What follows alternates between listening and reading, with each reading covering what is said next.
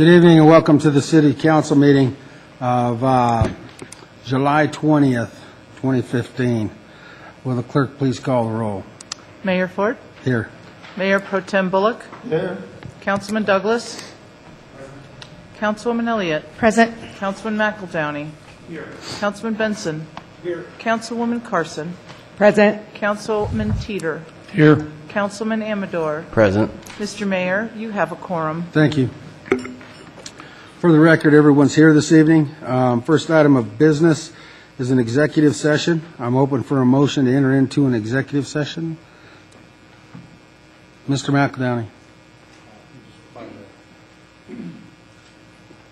Would move to enter executive session for executive session pursuant to 24-6-402 sub 4 sub E for the purpose of instructing negotiators regarding the 120th Avenue IGA with the City of Brighton, and for pursuant to CRS 24-6-402 sub 4 sub B for the purpose of receiving legal advice regarding subdivision issues concerning design and development. Thank you. Mr. Bullock? Second.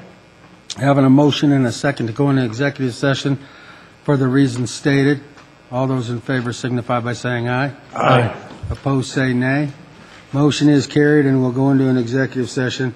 Our intention is to be out back in this room at 7 o'clock.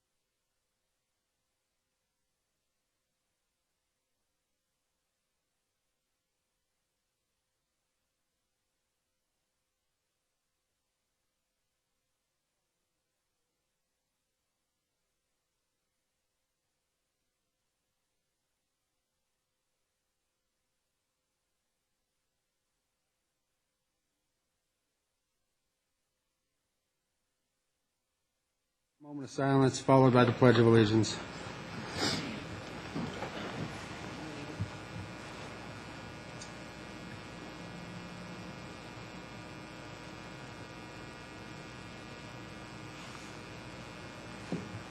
I pledge Allegiance to the flag of the United States of America and to the republic for which it stands, one nation, under God, indivisible, with liberty and justice for all.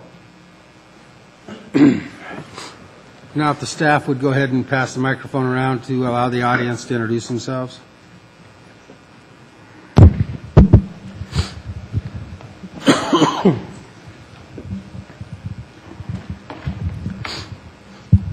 Betty Thomas. Danny Thomas. Tina Martinez. Guillermo Serra. Hannah Mullen. And I'm Doug Hyman with IT. Robert Gonzalez. Kathy Blakeman, Human Resources. Carolyn Keith, Parks and Recreation.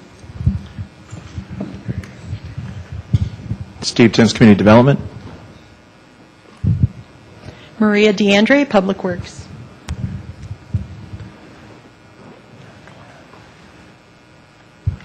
Daphne Michelson. Aton Michelson.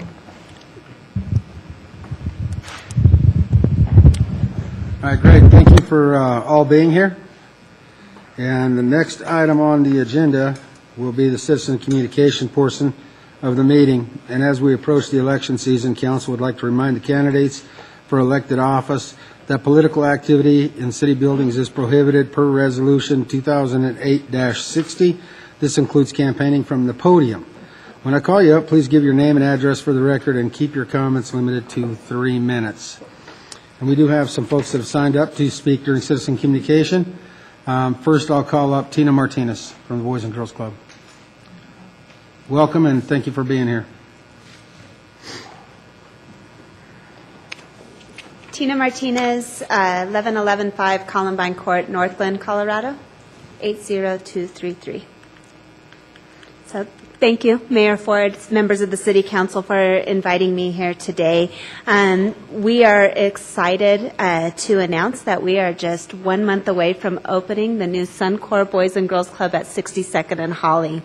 I'm here today to just thank you for your support of the Commerce City kids and the new club. In this new building, we'll provide a variety of high-quality programs for youth, educational enrichment programs that will help youth succeed in school, build good character and leadership skills, and make healthy choices, as well as prepare for their future. We know that Boys and Girls Clubs makes a significant difference in the lives of youth and in turn makes communities stronger.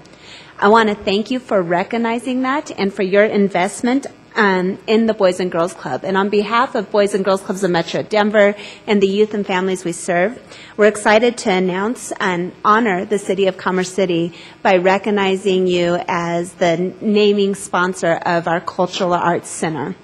The City of Commerce City Cultural Arts Center is an area within the club that will allow youth to express their individuality, to explore their culture as well as that of others, develop skills in multiple areas of the arts, and build important 21st century skills such as creativity, collaboration, critical thinking, and communication. We are excited to announce this and to celebrate with you on August 26th at our grand opening event. At that time, as I think most of you know, we'll also be putting a time capsule, sealing a time capsule in the wall of the building to be opened in 20 years. We look forward to receiving a letter from the City of Council to include with that by August 10th. We just wanted to, again, thank you so much for your support. We greatly appreciate the partnership we have with the City of Commerce City, and we look forward to working together to benefit the children, teens, and families of Commerce City for many years to come. Thank you. Thank you.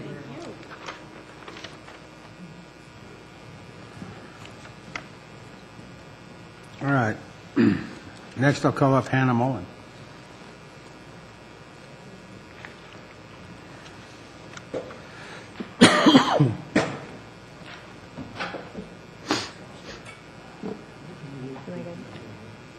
Good evening. Okay. Hi, good evening. So I'm Hannah Mullen with Congressman Perlmutter's office, and my address is 1167 Logan Street in Denver. So I just wanted to come and update you all on some upcoming events that we have. So August 1st, we're going to be doing our Government in the Grocery. Well, actually, it's going to be Congressman in the Corner. We're doing it at the ARC thrift store, just off of Pecos, right off of 36. And that'll be 10 a.m. to noon on August 1st. And then on August 3rd, we're going to have a telephone town hall meeting, which will be from 7 to 8 o'clock at night. So those are just a couple of upcoming events that we have. And then also, my boss wanted to thank everyone again for attending our meeting on Friday. It was great to meet with a lot of the businesses with the CCBPA, and we enjoyed the conversation. So thank you. Great, thank you. That's all I got. All right, next I'll call up Guillermo Cerna. Good evening.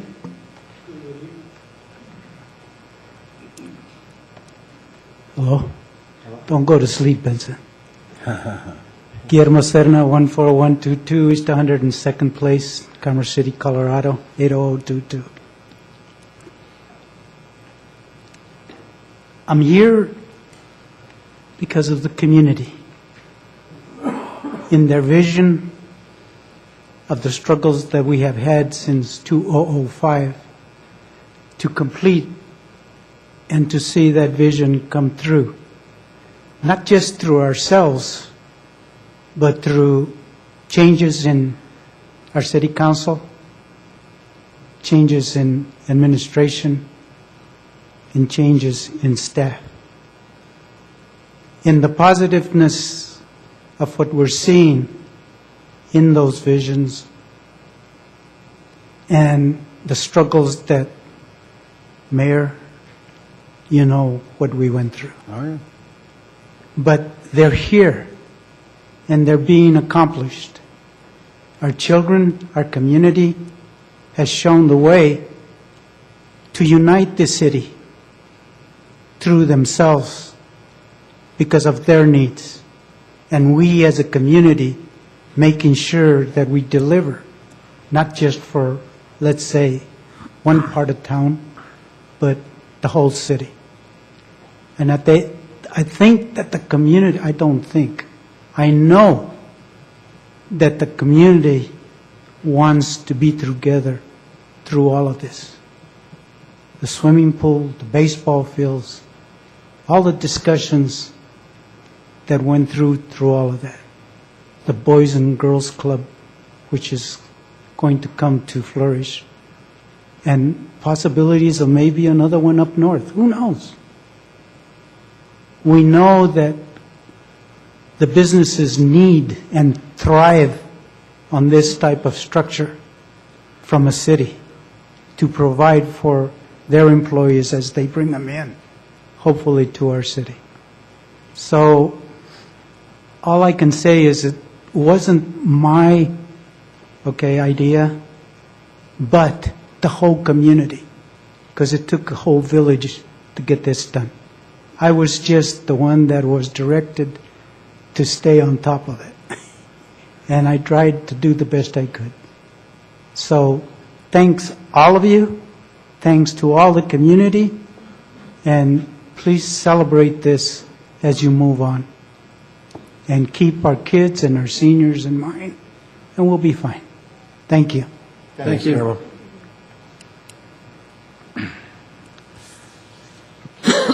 Is there anybody else who was missed that wanted to speak that did not get a chance to sign up on the citizen communication form? All right, seeing no one else, we'll move on with our agenda. Next, we have the consent agenda. Consent agenda includes items that are routine, procedural, informational, self-explanatory, and non-controversial. They are presented to council for a single motion and vote. Any member of council may ask to remove a specific item for further discussion and a separate vote. Tonight, there are 2 items listed under the consent agenda. Does anyone on the council wish to remove an item off of the consent agenda for further discussion or a separate vote? Our lights aren't working. Your lights aren't working? Raise your hand. You want to take it off? Anybody that wants to take something off the consent agenda? All right. If not, then I'll need a motion to approve the consent agenda as presented. Mr. McEldowney. Mr. Mayor, I move to approve the consent agenda. Thank you. Mr. Bullock? Second. I have a motion and a second to approve the consent agenda. Will the city attorney please read the titles? Title of Resolution 2015-71, Resolution approving the intergovernmental agreement with Urban Drainage and Flood Control District. Title of Resolution 2015-75, Resolution approving an intergovernmental agreement between Adams County and the City of Commerce City for the November 3, 2015 coordinated mail ballot election. Thank you. The title's been read. I have a motion and a second. You need a roll call vote or a moment? A moment? Okay, you let me know when you're ready. All right, I'll ask for a roll call vote. My light isn't blinking. Mine isn't either. Yeah, mine isn't either. You might have to just call the roll. Okay.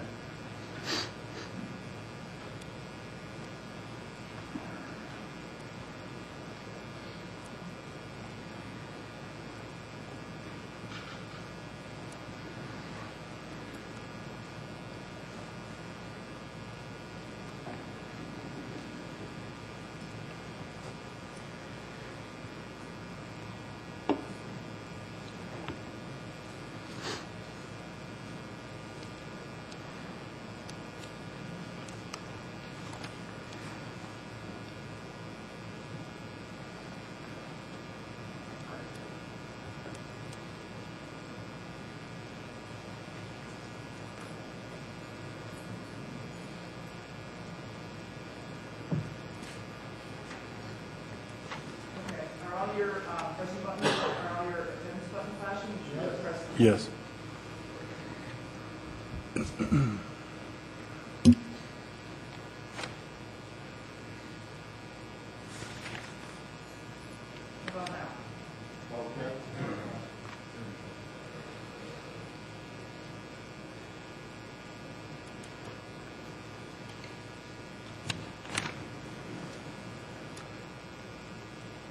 For the record, the consent agenda is approved unanimously by council this evening. Next item on the agenda will be our public hearing portion. We have ordinance Z925-15 plus resolution 2015-51 and conditional use permit CU 106-14-15. The next three public hearing agenda items are interrelated and will be heard under one public hearing. Voting on each item will be done separately. I'm going to now open the public hearing and invite the staff forward to make their presentation.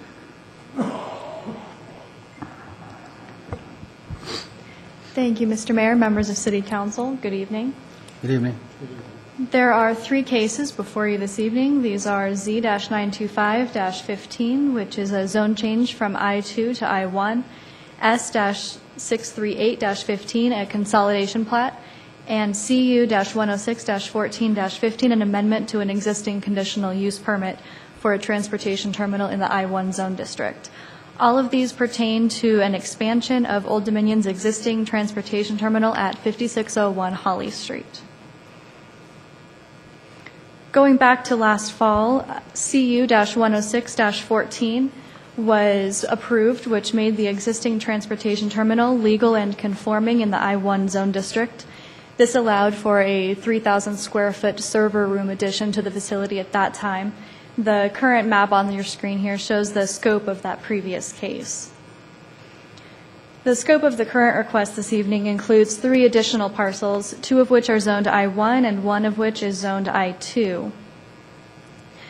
These current parcels include the existing site, which is the largest on the east of the screen here.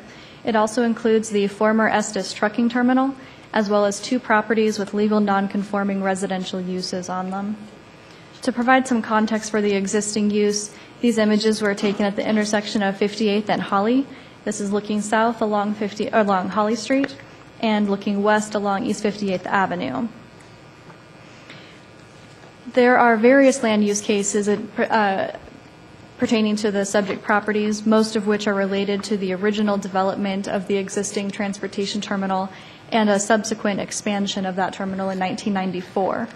The most relevant case is CU-106-14, which again was the CUP that was approved last year for the existing transportation terminal. At this time, Old Dominion proposes a 46,200 square foot cross dock addition.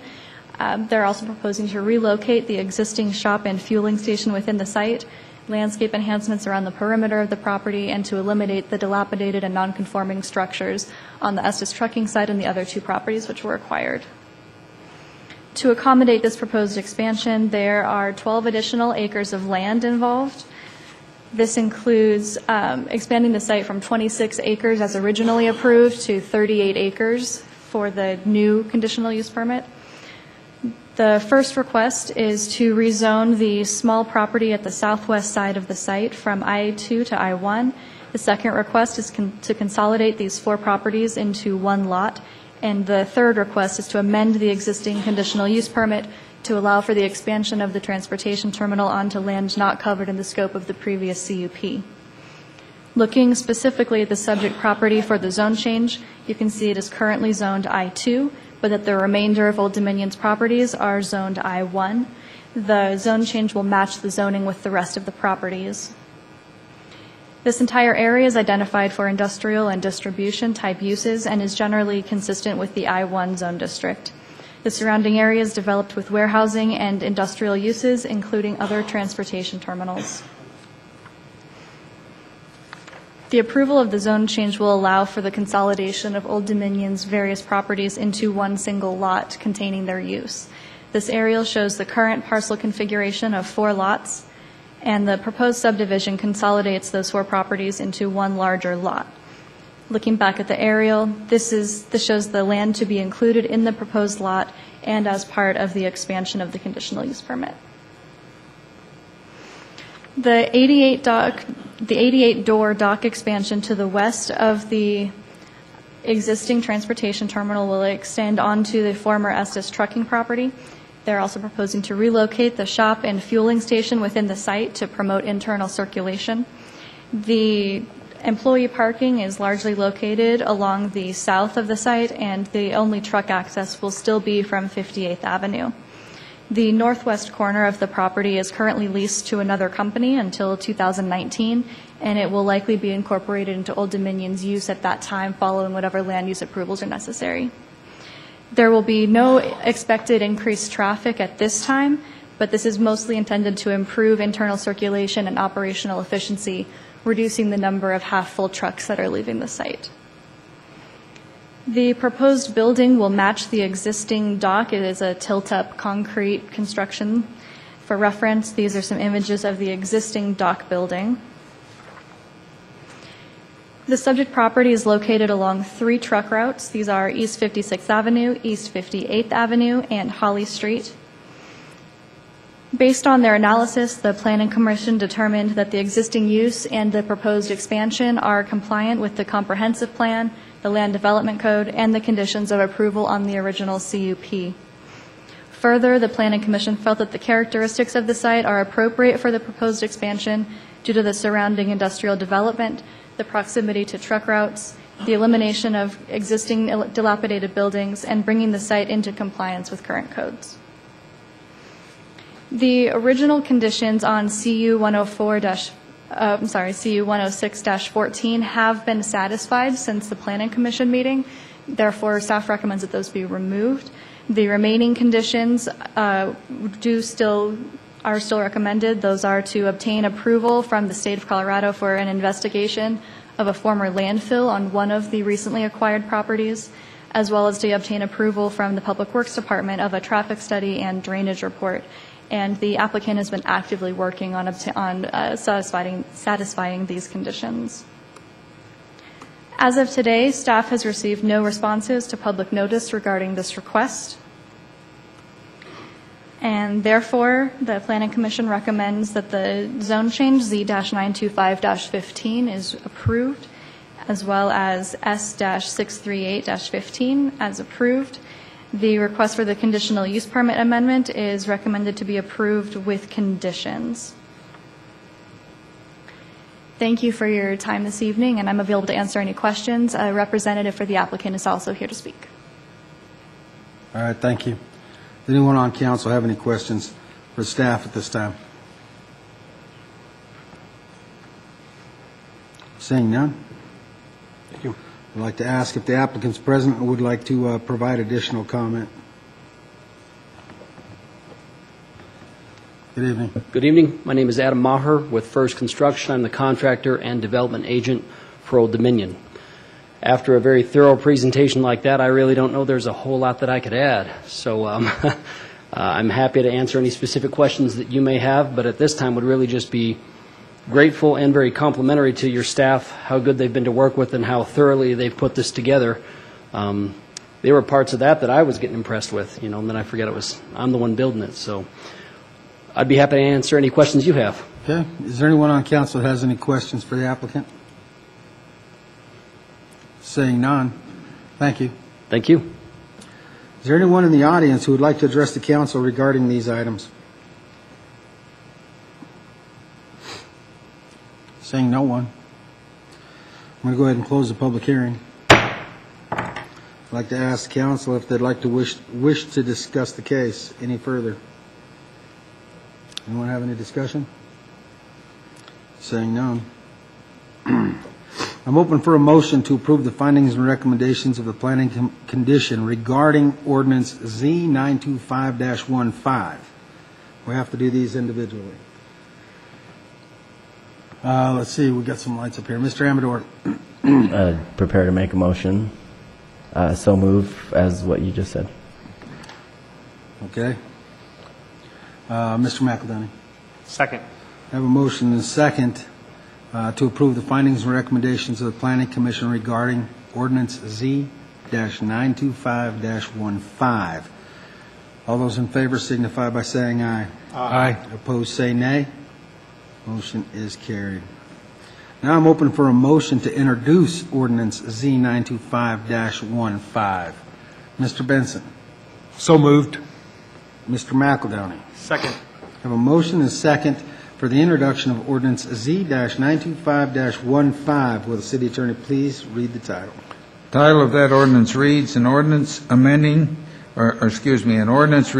the property described in Exhibit A, attached hereto, made a part hereof, located at 5171 East 56th Avenue, pin 1-823-074-00027, Commerce City, Colorado, and amending the zoning map of the city of Commerce City, Colorado to reflect said rezoning. Thank you. I'll ask for a roll call vote.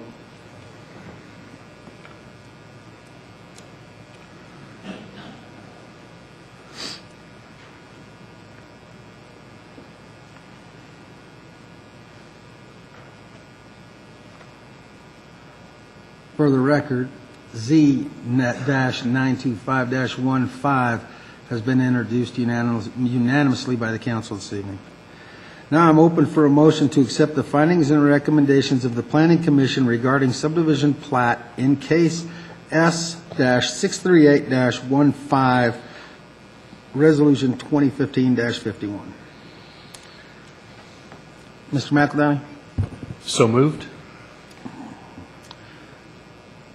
Councilwoman Carson? Second. I have a motion and a second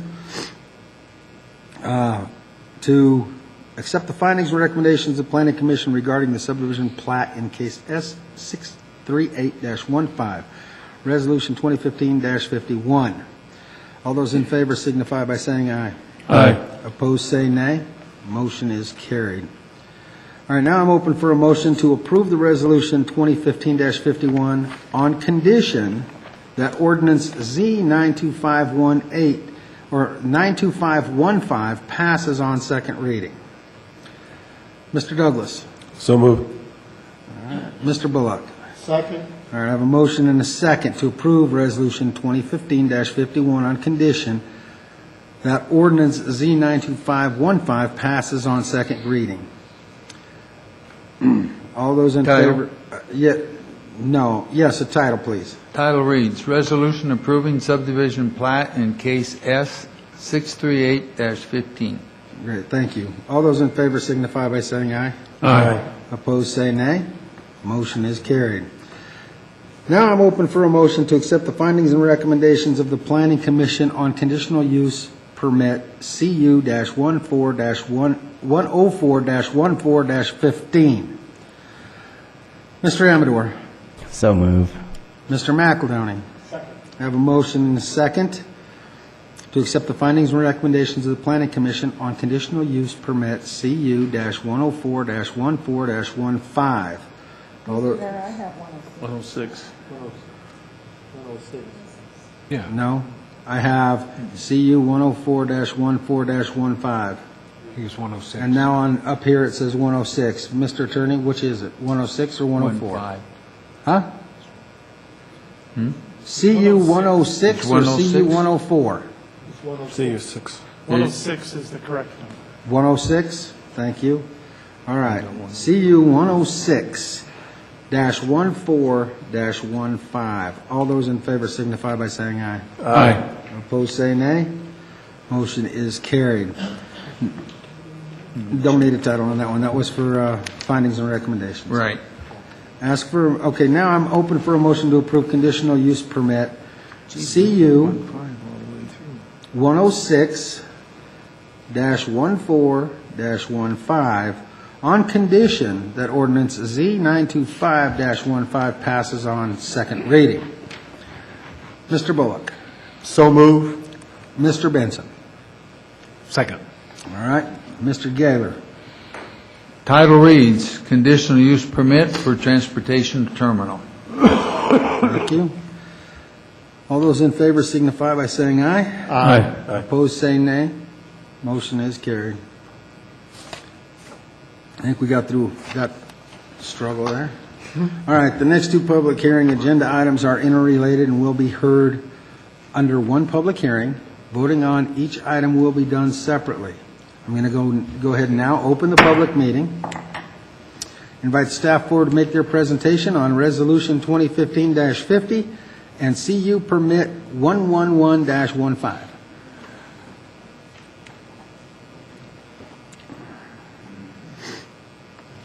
Good evening, Mr. Mayor. Good evening. Members of council. There are two requests before you tonight for the property located at 5300 East 56th Avenue. The applicant is UPS Ground Freight. The first request before you tonight is a final plat, which creates two lots, both zoned I-1. And the second request before you is a conditional use permit for the expansion of a transportation terminal on Lot 1 of the proposed final plat. The expansion will add 8,750 square feet to the existing transportation terminal facility.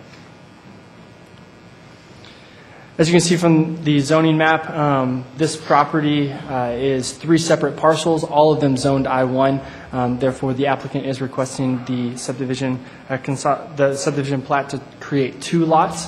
The surrounding properties are all industrial uses, including the Old Dominion transportation terminal just to the north, which was previously heard prior to these cases. The future land use of this area is for industrial and distribution uses, which the transportation terminal and the I-1 zone district fall into. Taking a look at the site, this is from East 56th Avenue, which is how the site is accessed both by truck as well as for employees. As for the case history, the subject property was constructed as a transportation terminal in the 1960s, and prior to the current final plat request, the property has never been formally platted. As you can see from the subdivision plat, there are the two separate Lot 1 is the lot that the conditional use permit is being requested for, where the current transportation terminal operation exists, as well as where the addition will occur. Taking a look at the I-1 bulk standards as part of the review, looking at these standards to ensure that both Lot 1 and Lot 2 do meet the I-1 bulk standards, as you can see for lot size, lot frontage, street width, as well as meeting the comprehensive plan designation. Taking a look at the proposed site plan, you can see to the south They are adding that 8,750 square feet, as well as doing some landscape improvements along the I-270 corridor and the property boundary that is adjacent. As for the proposed CUP, it is only being requested for Lot 1 of the requested final plat. The expansion of the terminal is under 9,000 square feet. There will be a slight increase in the number of employees, no change to the hours of operation, and the additional landscaping along the I-270 property line. As you've heard in the prior case, this is not necessarily going to add truck traffic. It is to improve operational efficiencies on the site, as well as to help with circulation, making sure that the applicant's not leaving the site with half-empty trucks or having long wait times for those trucks to be loaded and unloaded. The Planning Commission analysis saw that this property has been used as a transportation terminal since the 1960s. There's adequate access for both the employees as well as trucks. The site is suitable for the expansion of to the existing use, as you saw in previous case that this is along the truck route of East 56th Avenue. The landscape additions will enhance any view, aesthetic view from I-270, as well as the city is always welcome and encouraging to add employees for any new addition for existing businesses within our community. With that, the Planning Commission did see that both the proposed final plat creating the two lots met the final plat approval criteria within the Land Development Code, as well as the requested conditional use permit met all of the applicable approval criteria. As of today, staff has not received any responses from their public notice for objections of the case. And with that, case S636-15, the Planning Commission voted unanimously to forward the request with the recommendation of approval to City Council, as well as the conditional use permit request CU-111-15 was also voted unanimously to be forwarded with a recommendation of approval to the City Council. And with that, staff is open for any questions, as well as the representative of the applicant is available if City Council has any questions. All right, thank you. Does City Council have any questions of staff at this time? Seeing none. Is the applicant present? Would you like to provide any additional comments? If you want. No? All right, is there anyone on council that has any questions for the applicant? JD. JD? Well, I just had a question in here. It says increase employees to 168. What was it? It was at 160. Okay, thank you. Any other questions for the applicant and or staff? Seeing none, I'm going to ask if there's anyone in the audience who would like to address the council regarding these items. Seeing none, I'm going to go ahead and close the public hearing. I'm going to ask the council if they wish to discuss the case. Seeing no discussion, I'm open for a motion to approve the findings and recommendations of the Planning Commission on subdivision plat S636-15. Mr. Benson? I will so move. Mr. McEldowney? Second. I have a motion and a second to approve the findings and recommendations of the Planning Commission on plat S636-15. All those in favor signify by saying aye. Aye. Opposed, say nay. Motion is carried. I'm going to ask for a motion to approve Resolution 2015-50. Mr. Amador. Move to approve Resolution 2015-50. Thank you. Mr. Bullock. Second. I have a motion and a second. Will City Attorney please read the title? Title reads, Resolution Approving Subdivision Plat in Case S636-15.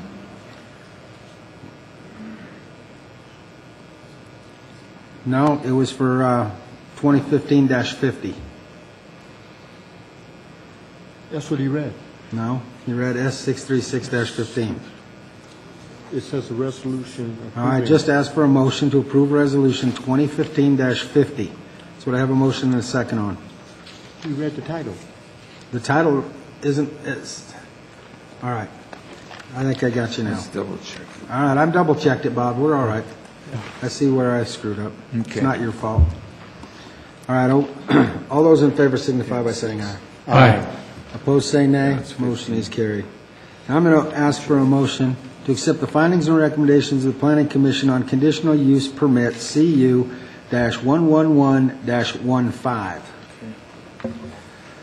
Mr. Amador. So move. Mr. McEldowney. Second. I have a motion and a second to accept the findings and recommendations of the Planning Commission on conditional use permit CU-111-15. All those in favor signify by saying aye. Aye. Opposed, say nay. Motion is carried. I'm going to ask for a motion to approve conditional use permit CU-111-15. Mr. McEldowney. So moved. Mr. Bullock. Second. I have a motion and a second. Will the city attorney please read the title? Title reads, Conditional Use Permit for Transportation Terminal. Thank you. A motion and a second. Title's been read. All those in favor signify by saying aye. Aye. Opposed, say nay. Motion is carried. Now we'll move on to resolutions. We have Resolution 2015-54. Does anyone on council have any questions regarding this resolution? Seeing no one. Is there anyone in the audience who would like to come forward and address the council on this item? Seeing no one. I'm open for a motion to approve the resolution. Mr. Bullock. Move to approve Resolution 2015-54. Okay. Mr. McEldowney? Second. I have a motion and a second to approve the resolution. The city attorney, please read the title. Title reads, Resolution Approving the Settlement of the City of Commerce City's Litigation with Douglas N. Darr and the Adams County Board of County Commissioners regarding prisoner space at the Adams County Jail. Thank you. All those in favor signify by saying aye. Aye. Opposed, say nay. Motion is carried. Now we'll go to ordinances on first reading. We have ordinance 2061. Does council have any questions regarding this ordinance? Seeing none. Is there anyone in the audience who would like to address the council on this ordinance? Seeing no one, I'm open for a motion to introduce ordinance 2061. Mr. McEldowney. Mr. Mayor, I move to approve or introduce ordinance 2061. Council is seated on first reading. Thank you. Mr. Bullock? Second. I have a motion and a second. Will the city attorney please read the title? Title of this ordinance reads, An Ordinance Amending Section 21-7730, parens 4 of the Commerce City Land Development Code relating to electric fences. Thank you. Ask for a roll call vote.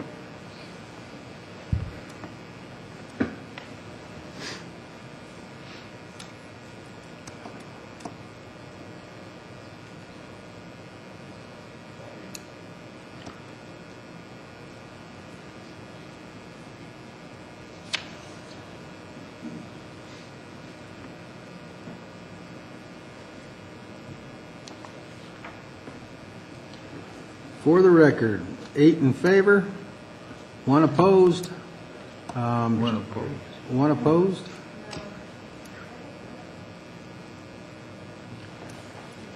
Says no. Was that an oversight? You intended yes, so let the record reflect it was a unanimous vote. All right. For the record, ordinance 2061 is approved, introduced unanimously, right? You want to redo it for the record? Well, we'll go with your suggestion. We want to reset it? Thank you. For the record, we're going to redo it. I'll ask for a roll call vote. Again. Because I know again. Don't fat finger the buttons over there. All right. For the record, ordinance 2061 is introduced unanimously on first reading. Now we'll move on to ordinance 2066. Does council have any questions regarding this ordinance? Yeah, I don't know what it's about. Mr. Bullock would like more information. Yes, I have no idea what this ordinance is about, and if it's just a brief synopsis. Is there a staff person available to go over this? This has to do with the agreement that the city has with the fire district, and this site here would be released from the original master agreement in order that it would be available for transfer to the fire district in accord with a pending negotiation with fire district for construction of facilities on this site. All right, thank you. Thank you. All right. Does anybody else have any questions regarding this ordinance? Seeing none. Is there anyone in the audience who would like to address the City Council on this ordinance? Seeing no one. I'm open for a motion. Mr. Bullock? Move to introduce ordinance 2066. Council is seated. Okay, Mr. McEldowney? Second. Okay, I have a motion and a second. Will the city attorney please read the title? Title reads, an ordinance authorizing a First Amendment to a previously executed master lease purchase agreement and providing other matters relating thereto. Thank you. I'm asked for a roll call vote.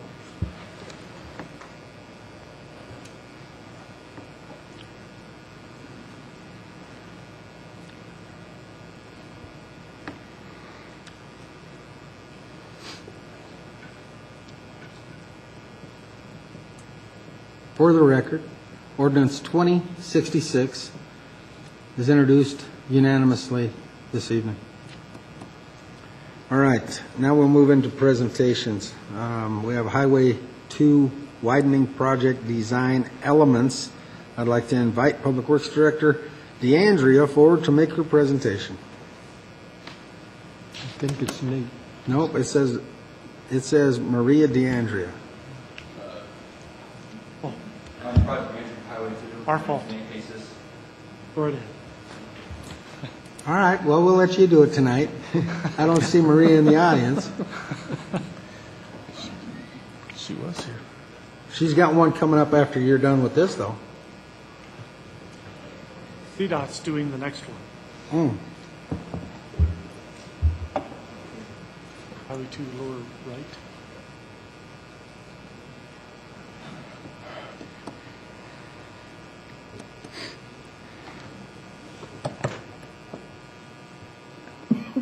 My name is Nate Hayes, and I'm the project manager for Highway 2. Apologize. My name is Nate Hayes, and I'm the project manager for Highway 2. Tonight I'll be updating council on the status of the project and also go over a few of the key design elements that we've come across to date.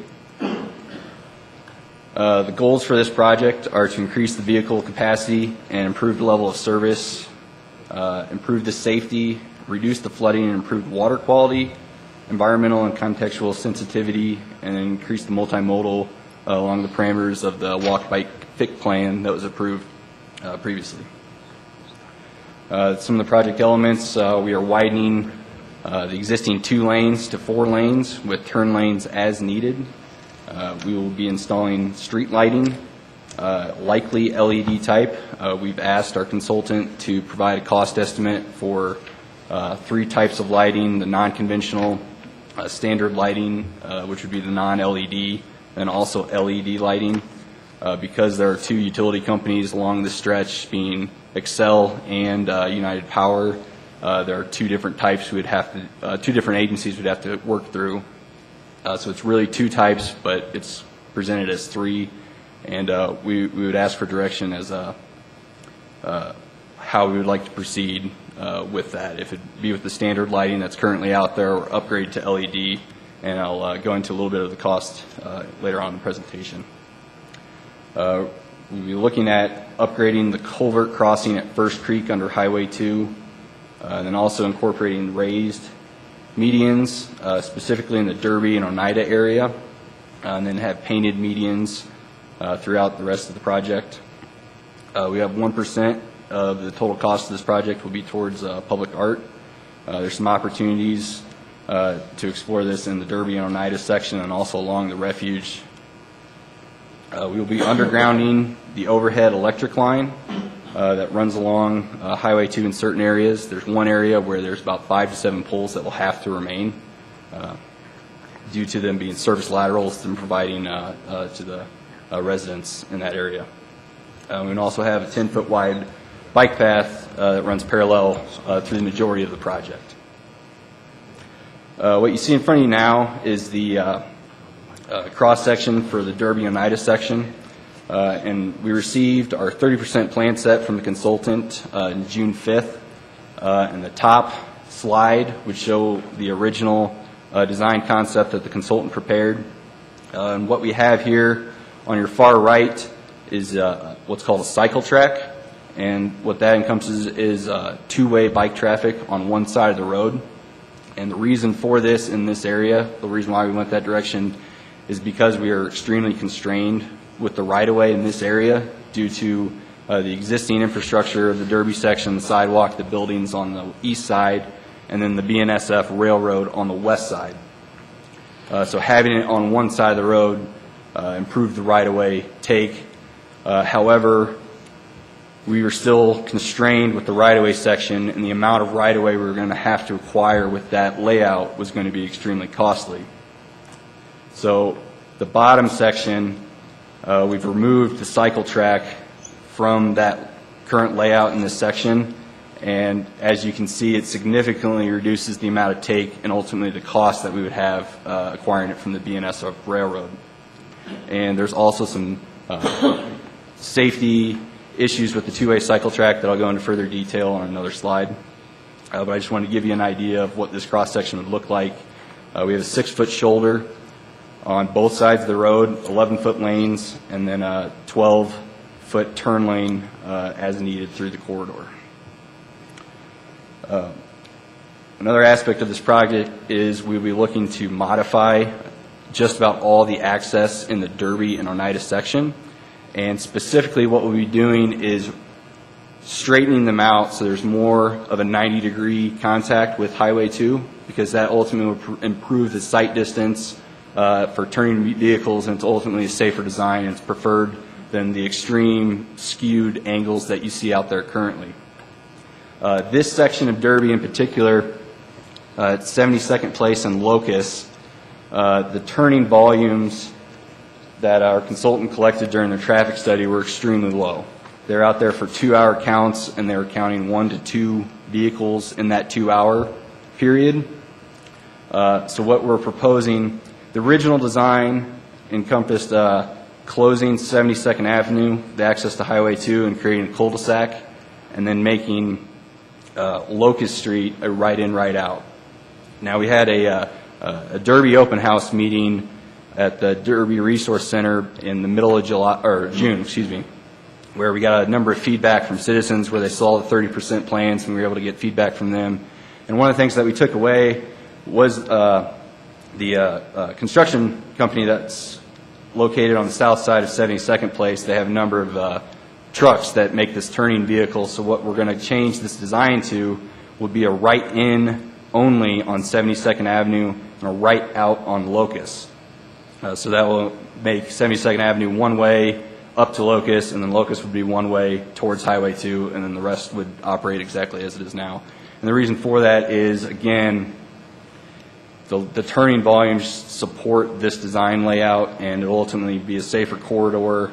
It also increases safety for pedestrians, as it's one fewer turning movements they have to watch out for.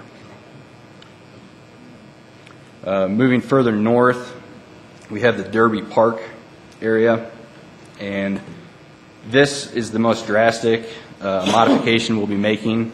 Monaco Street currently accesses Highway 2 in the green area that you see here.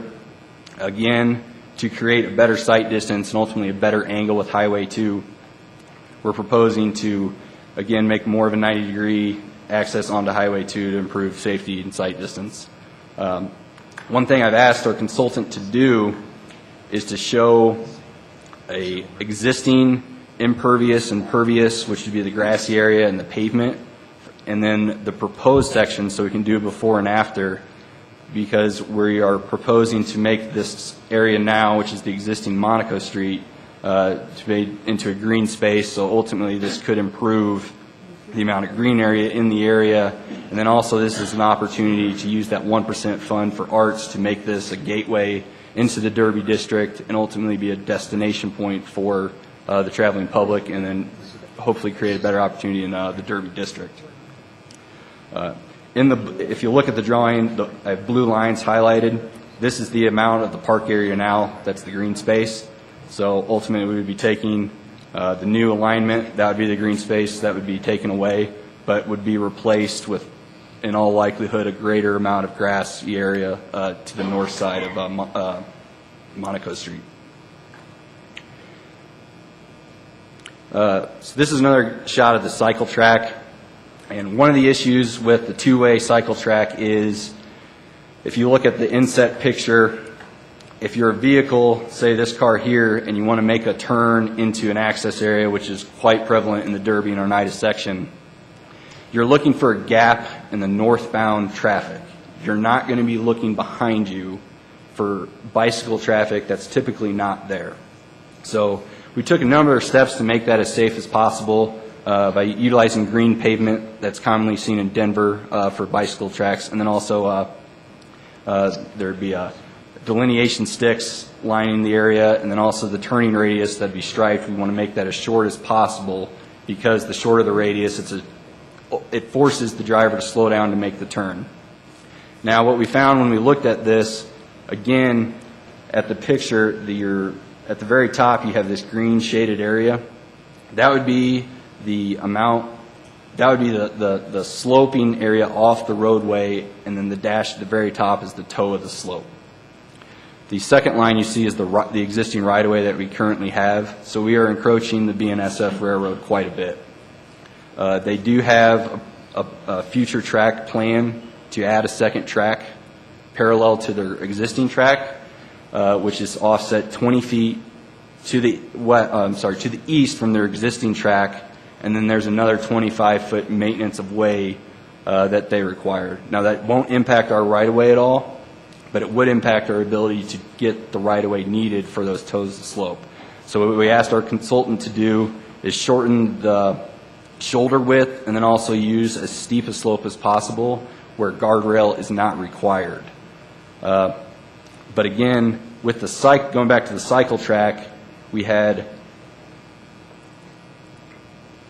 the cycle track right now, the alignment is 6-foot lanes for an ultimate width of 12 and then a 5-foot buffer.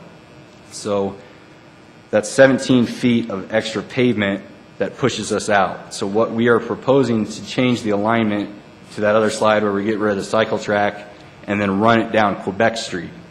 And there's a lot of pros to doing that, and it ties into the elementary school that's just north of 72nd Avenue. And then we also have a Safe Routes to School project that's going to ultimately improve the on-street markings on 72nd Avenue. So there's better connectivity using Quebec Street, and then also we can run the cycle track on existing pavement without adding any additional cost. So with the safety considerations and then also the right-of-way and the cost implications, we will be removing the cycle track south of Quebec Street on Highway 2 to route it down Quebec Street. The other area that we are extremely constrained with the right-of-way is at Eagle Creek.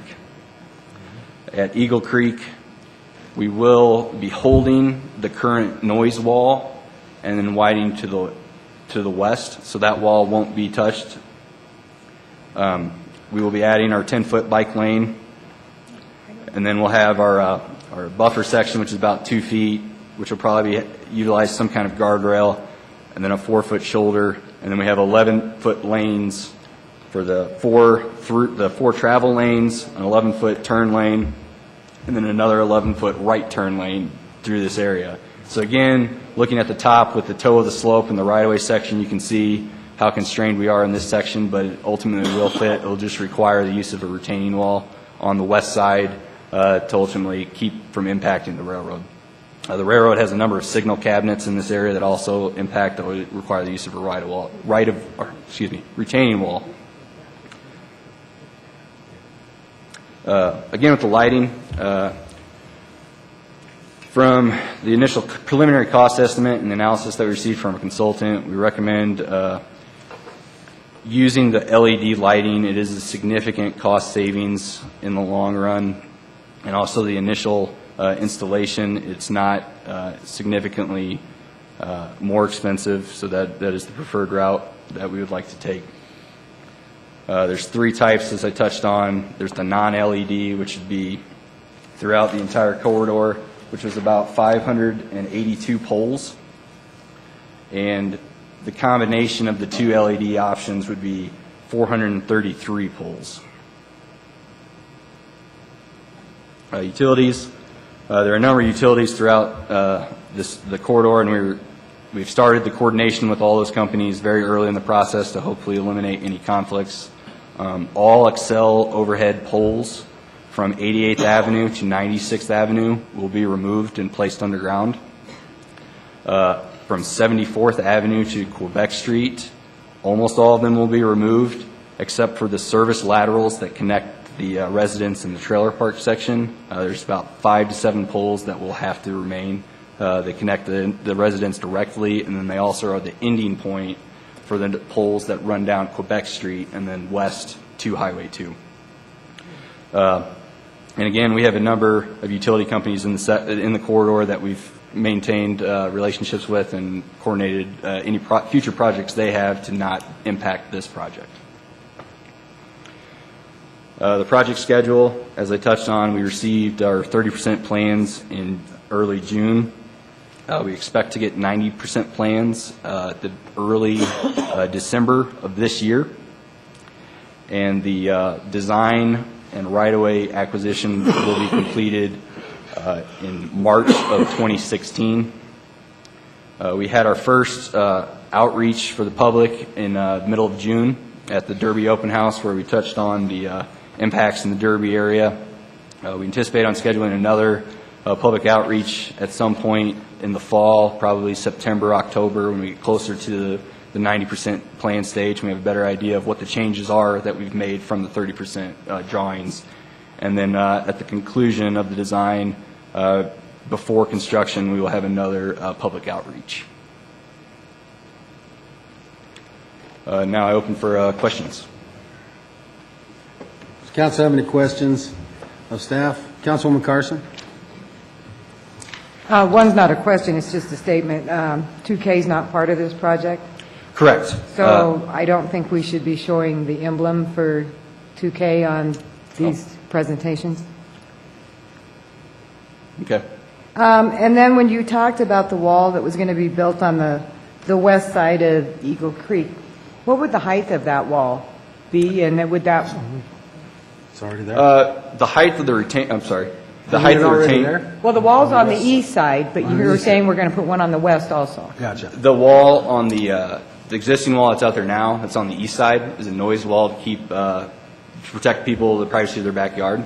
The retaining wall that would be placed on the west side would be to protect the roadway and ultimately the earthwork that's needed. Right now, basically, you have your shoulder, and then your earth will slope down to a point, usually 3-to-1 or 4-to-1 slope. The retaining wall will be vertical to hold all that earth back, so we're not impacting the BNSF right away. So it's not a wall that would necessarily be visible as you're driving. It would just be, it'd be comparable to when you're driving over a bridge and you have like a little 3 or 4 foot wall on the outside to keep you from driving over the side. It would be comparable to that. Oh, that's too bad. I was envisioning a nice wall with like all kinds of architectural design. Okay, thank you. You answered my question. That would be an option we could explore if the cost at the end of the project would allow us to do that. Is there room between that and stuff to also do some landscaping with some trees or something?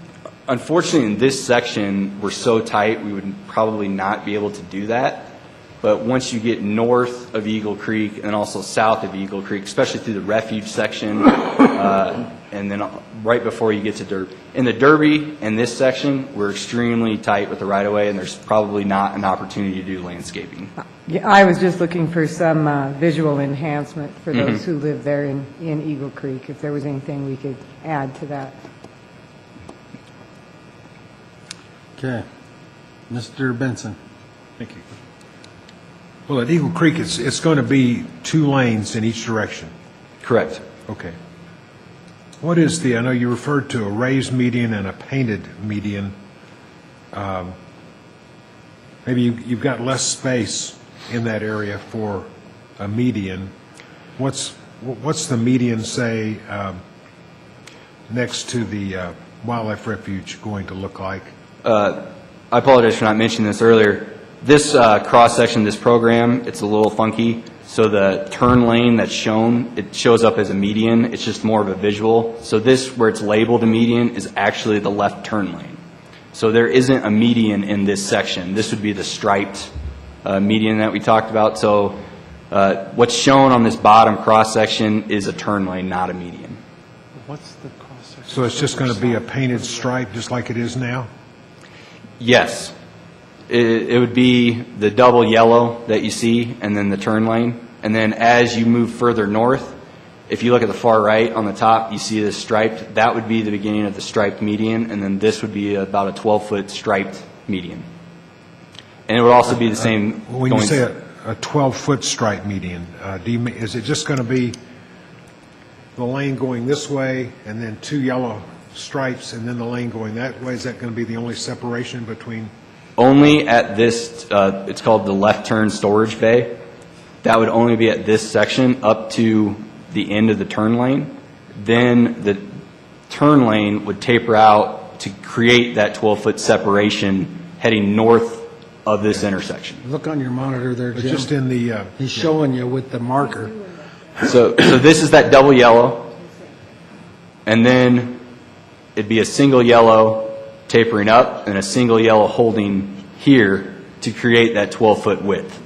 There'll be 12 feet between the yellow lines. 11 to 12 feet, yes, depending on the right-of-way through the section.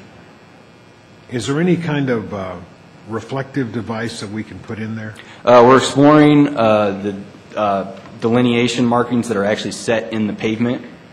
So that way, at nighttime, you would have, especially in this section, and then also in the Derby section where we're constrained. So that way, in the striped section, there would be that light to help. But you're looking into that. And, yes.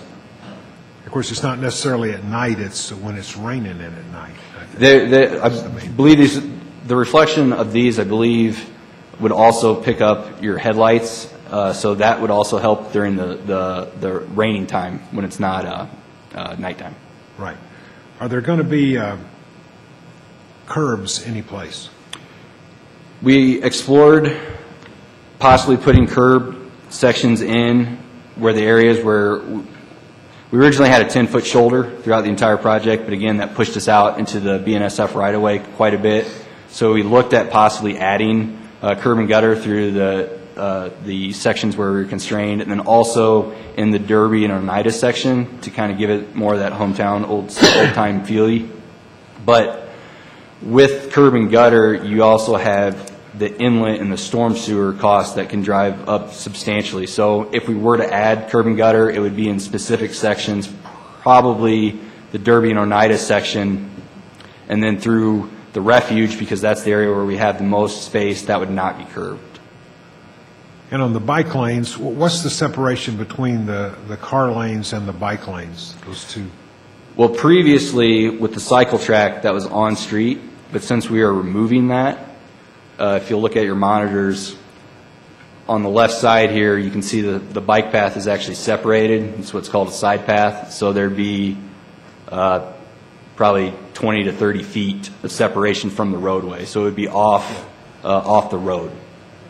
What about when you get down further south on Highway 2? Further south, it would, again, if you look at your monitors, it'll maintain this separation, and we're actually exploring pushing through the refuge section, pushing this further east if we have to add some water quality treatments for the runoff of the project. we can utilize the space in the refuge section. But again, that 20 to 30 foot separation from the roadway would still be maintained. Going south of Quebec Street, this will no longer be here. We will be routing this down Quebec Street at a future project, so this will essentially flip and end here. And then through another project, we'll restripe Quebec Street with a cycle track that ultimately it'll connect riders to the south part of the city and then also help with traffic calming on Quebec Street, because the studies will show that the narrower the lanes, the speed drops, and the wider the travel lanes are, you typically see travel speeds rise. Well, the picture that's on the lower left, yes, where is that going to exist, if at all? This would exist on Quebec Street at a future date on a future project. Okay. And would there be, I see these reflectors? Mm-hmm. Would those be part of the deal? Yeah, what we'd have would be 6-foot travel lanes for a total of 12 feet, and then it's preferred to have a 5-foot buffer. This is shorter. It's a more urban area, so it's probably a 2-foot separation. But we would be extending it 3 more feet, so we'd have 5-foot section, and also have the delineation sticks that also reflect headlights, and also at nighttime they'd stand out. Yeah, so to there'd have be those reflectors, I think that's a major thing. Yes. A major safety factor. Yeah. And the other advantage of running down Quebec Street, there is no left turn for vehicles east of Quebec, so it eliminates that conflict that I talked about where the driver's looking for, or wouldn't be looking for, bicyclists traveling in the opposite direction. So that's the other rationale for us wanting to move it down Quebec Street. Okay, well, thank you. That's all I have. All right, Mr. McEldowney.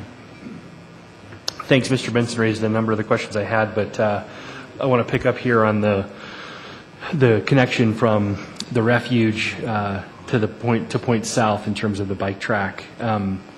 You talked earlier when we were highlighting the Monaco and the other Derby improvements about the creation of the monument and the opening of the grassy areas, more of the sort of decorative entries, et cetera.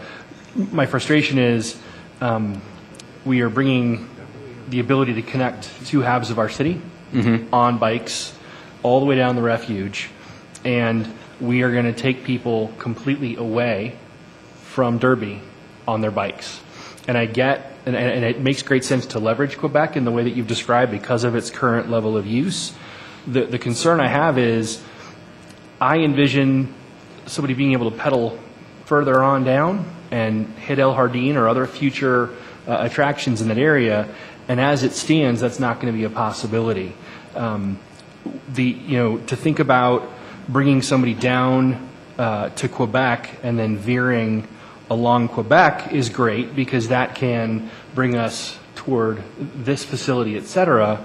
But without a logical reconnection back to Derby, we bypass the one area that we've been investing in for so long to try and reinvigorate. And I think it has to have a pedestrian bike component that ties into the north as well as it does to the south, which you've highlighted. And I know it's a space constraint, but I would suggest that we have to. I mean, at best, it looks like with the illustration we're going to get a shoulder, which is great for an advanced cyclist, but I'm not going to take kids, on a bike through that corridor. Wouldn't expect most people to take a bike on shoulders. So that was sort of question one. I get the space constraint, but of any segment of the entire project where it would make sense to have that bike component, it seems like we're really missing out, and to have that not come until later is also a concern. And essentially the goal of us wanting to route them down Quebec Street is instead of connecting to Derby from the north, we'd run them down Quebec Street, and I apologize for not knowing the name of the street, but it's the road that goes right by the elementary school, and then I believe it's Los Valientes Park. There's a park project that's connecting through the park, so there's an opportunity to connect to Derby District. Instead of from the north to the south, we can connect them east to west, if you will. And then also there's the opportunity to connect to our other pedestrian project, or our other projects going on right now, utilizing 72nd Avenue, the safe routes to school, where bike lanes will be going on 72nd Avenue in both directions. So there is still that opportunity to connect to the Derby district, just not from the north as we originally planned. So you're talking about going through 73rd? Yes. And then obviously you're going to have to come through Los Felinis Park with a more substantial connection. Correct. And we haven't ruled out other opportunities on Highway 2 for bicyclists, but as you said, the advanced cyclists, they'll have no issue. What you try to aim for with bike paths is what's called the 5 to 80 rule, which is riders as young as 5 and as old as 80 will be able to utilize the bike facility. Okay. But again, unfortunately through this section, just the right-of-way constraint is very, very tight through the Derby and the Eagle Creek section. We're beginning the right-of-way process now. The right-of-way plans will be being put together, and we'll be starting the process now that we have a better idea what the design of what we need to acquire or get an easement for, what have you.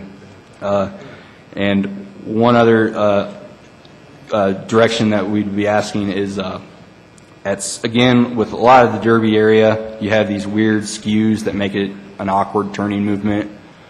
If council would want, as part of this project, Public Works to look at acquiring Derby Tire, that parcel, to ultimately do an improved turn lane from 72nd on to Highway 2, that would be an opportunity we would want direction on. Again, it would work well for this project if we were to explore that option as well. But it's just the right-of-way through this section in Eagle Creek are very tight. In terms of where does the constraint become the greatest? I mean, is it possible to make it to Oneida on Highway 2 and then come over to Los Felinis? We looked at a number of opportunities. We originally wanted to run the cycle track all the way down to our modified access at Monaco, because again, we want this to be kind of the gateway. Like you said, we've done a number of opportunities to improve this area, but this is the section in Derby. If you look at your monitors, this pink section is the existing sidewalk. You can see how it's holding, but just north of Derby Park, it bumps out about 5 to 10 feet and just pushes west. So the whole alignment shifts out. So again, if you look at the monitor, this line you see here in the middle of the green is the existing right-of-way.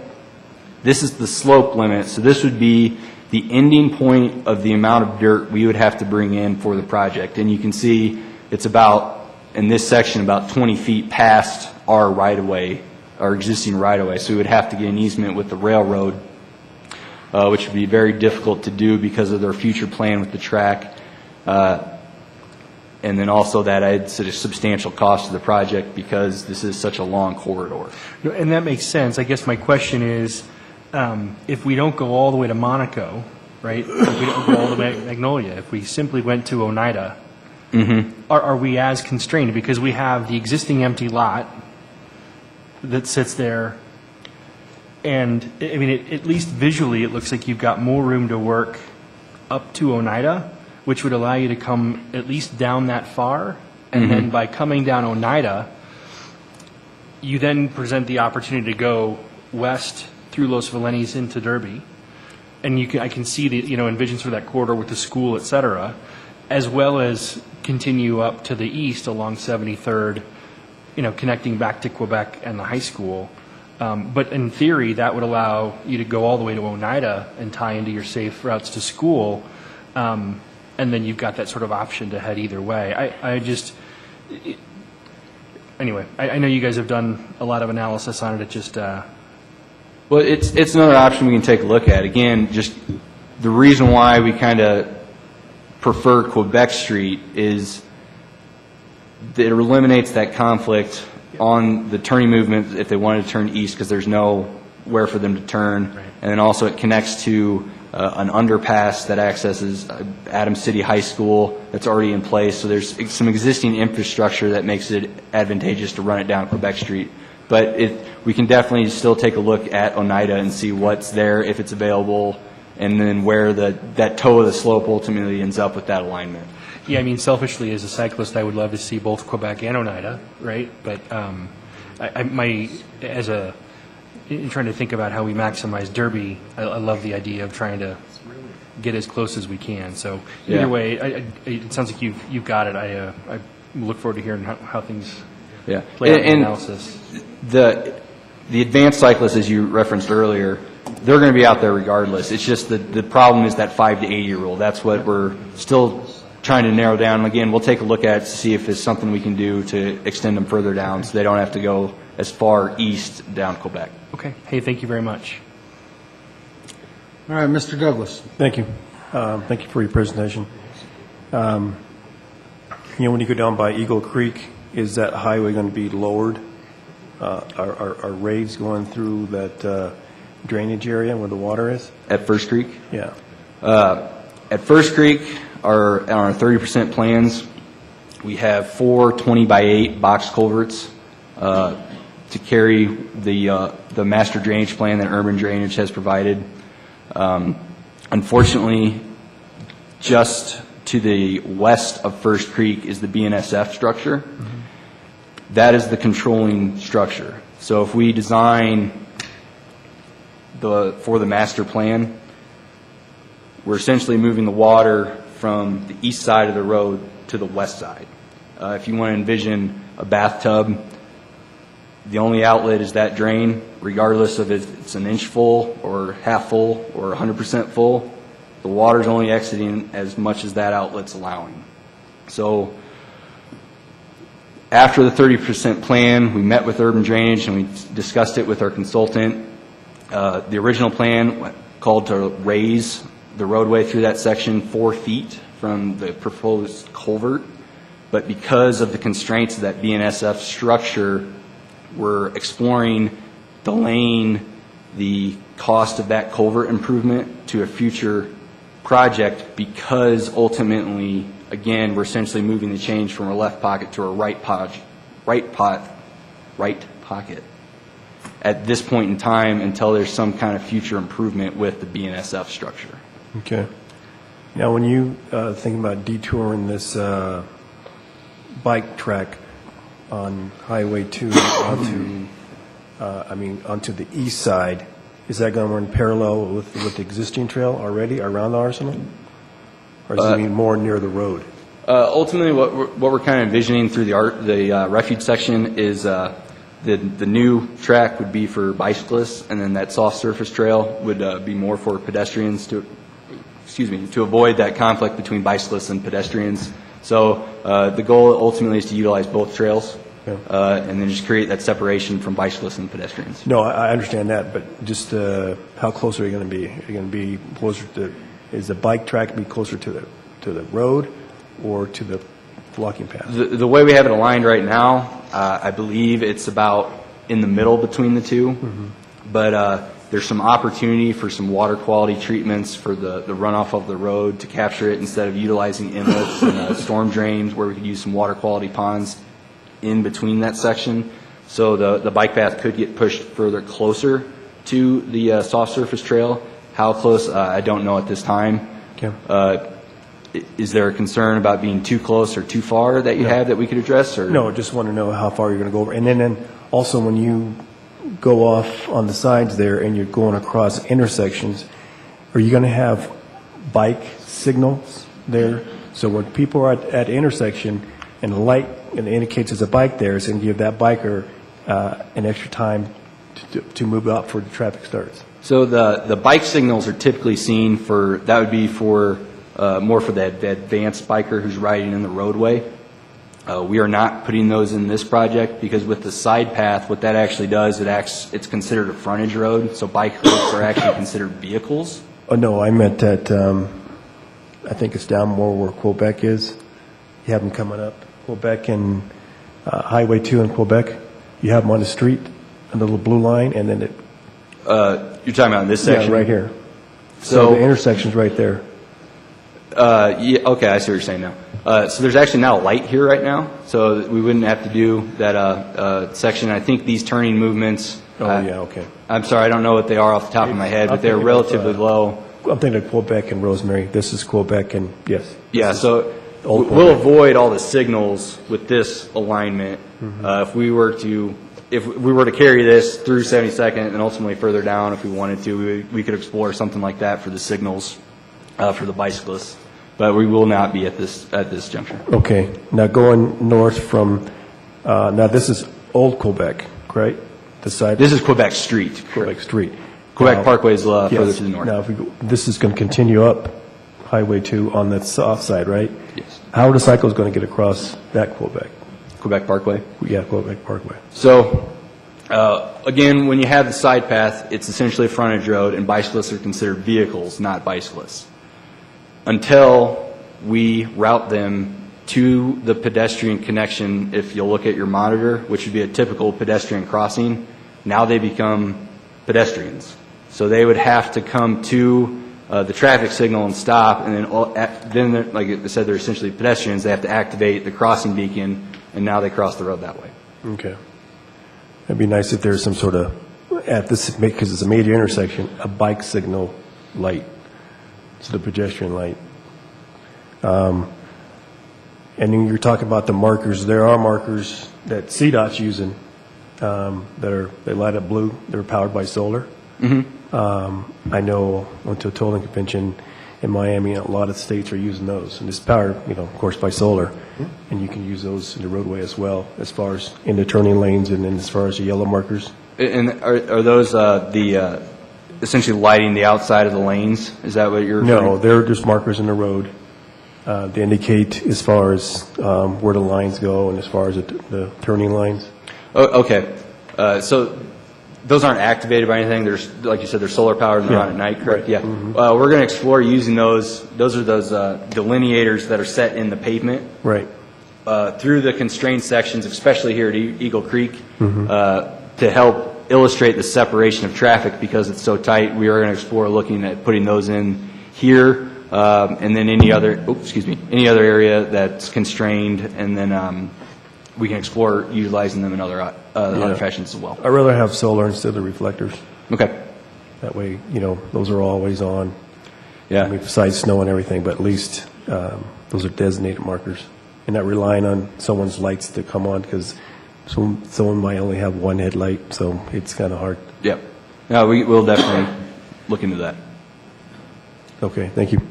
Mr. Amador. Thank you for the presentation. For clarity, can you define what the Oneida section is? So I assume that it's 72nd to Quebec Street?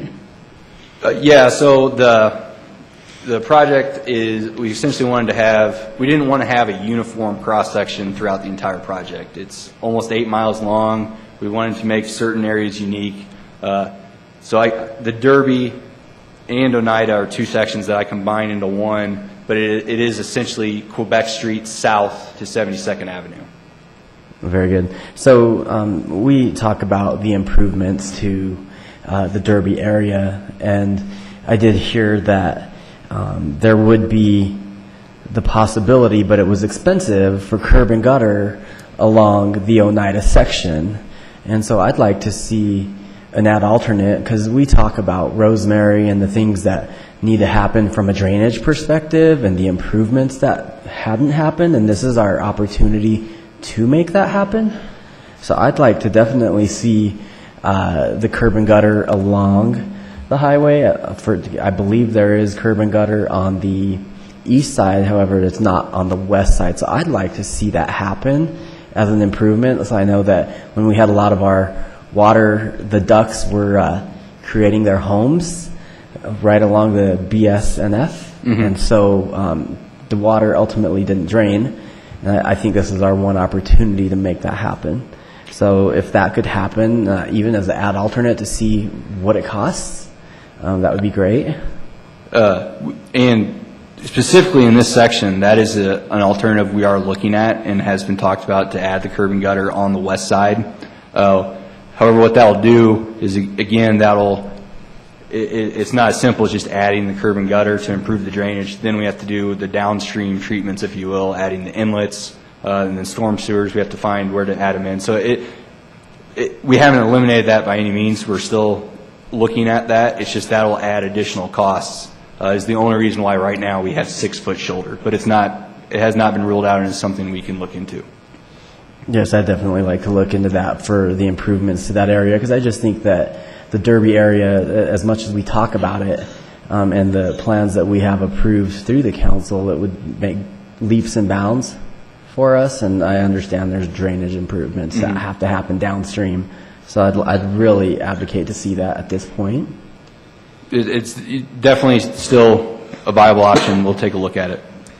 And so I think you're on a very good slide right here. Can you just kind of let people know, for the audience that's looking out there that may not understand the aerial, of what some of the businesses are in that little triangle right there and to the left right there? So this building here, I believe it's the pawn shop and the liquor store. And then I believe it's Younger Brothers, the lumber company. And at our Derby open house, it's kind of an open house specifically from a community development that Jared Draper puts together. And then I work with him on a number of projects in the Derby area, so I attended it as well. We use that as an opportunity to give specifically the businesses in Derby the first look at our 30% plans, so that way we can get that feedback. And that we received a number of positive feedback from everyone that attended, especially with the Younger Brothers, with giving us the input with the amount of, basically the way the trucks enter his property.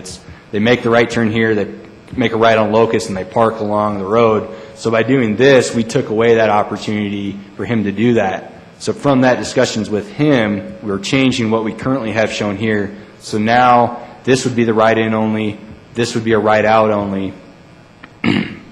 So when we had this open house with all the different people at Derby that attended, we received a number of positive feedback and input from the community there.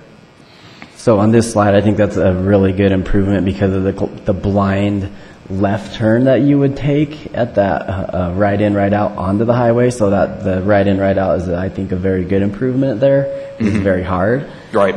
If we could go to the next slide that you have there, just and define for our audience what the businesses are there, because I understand what they are.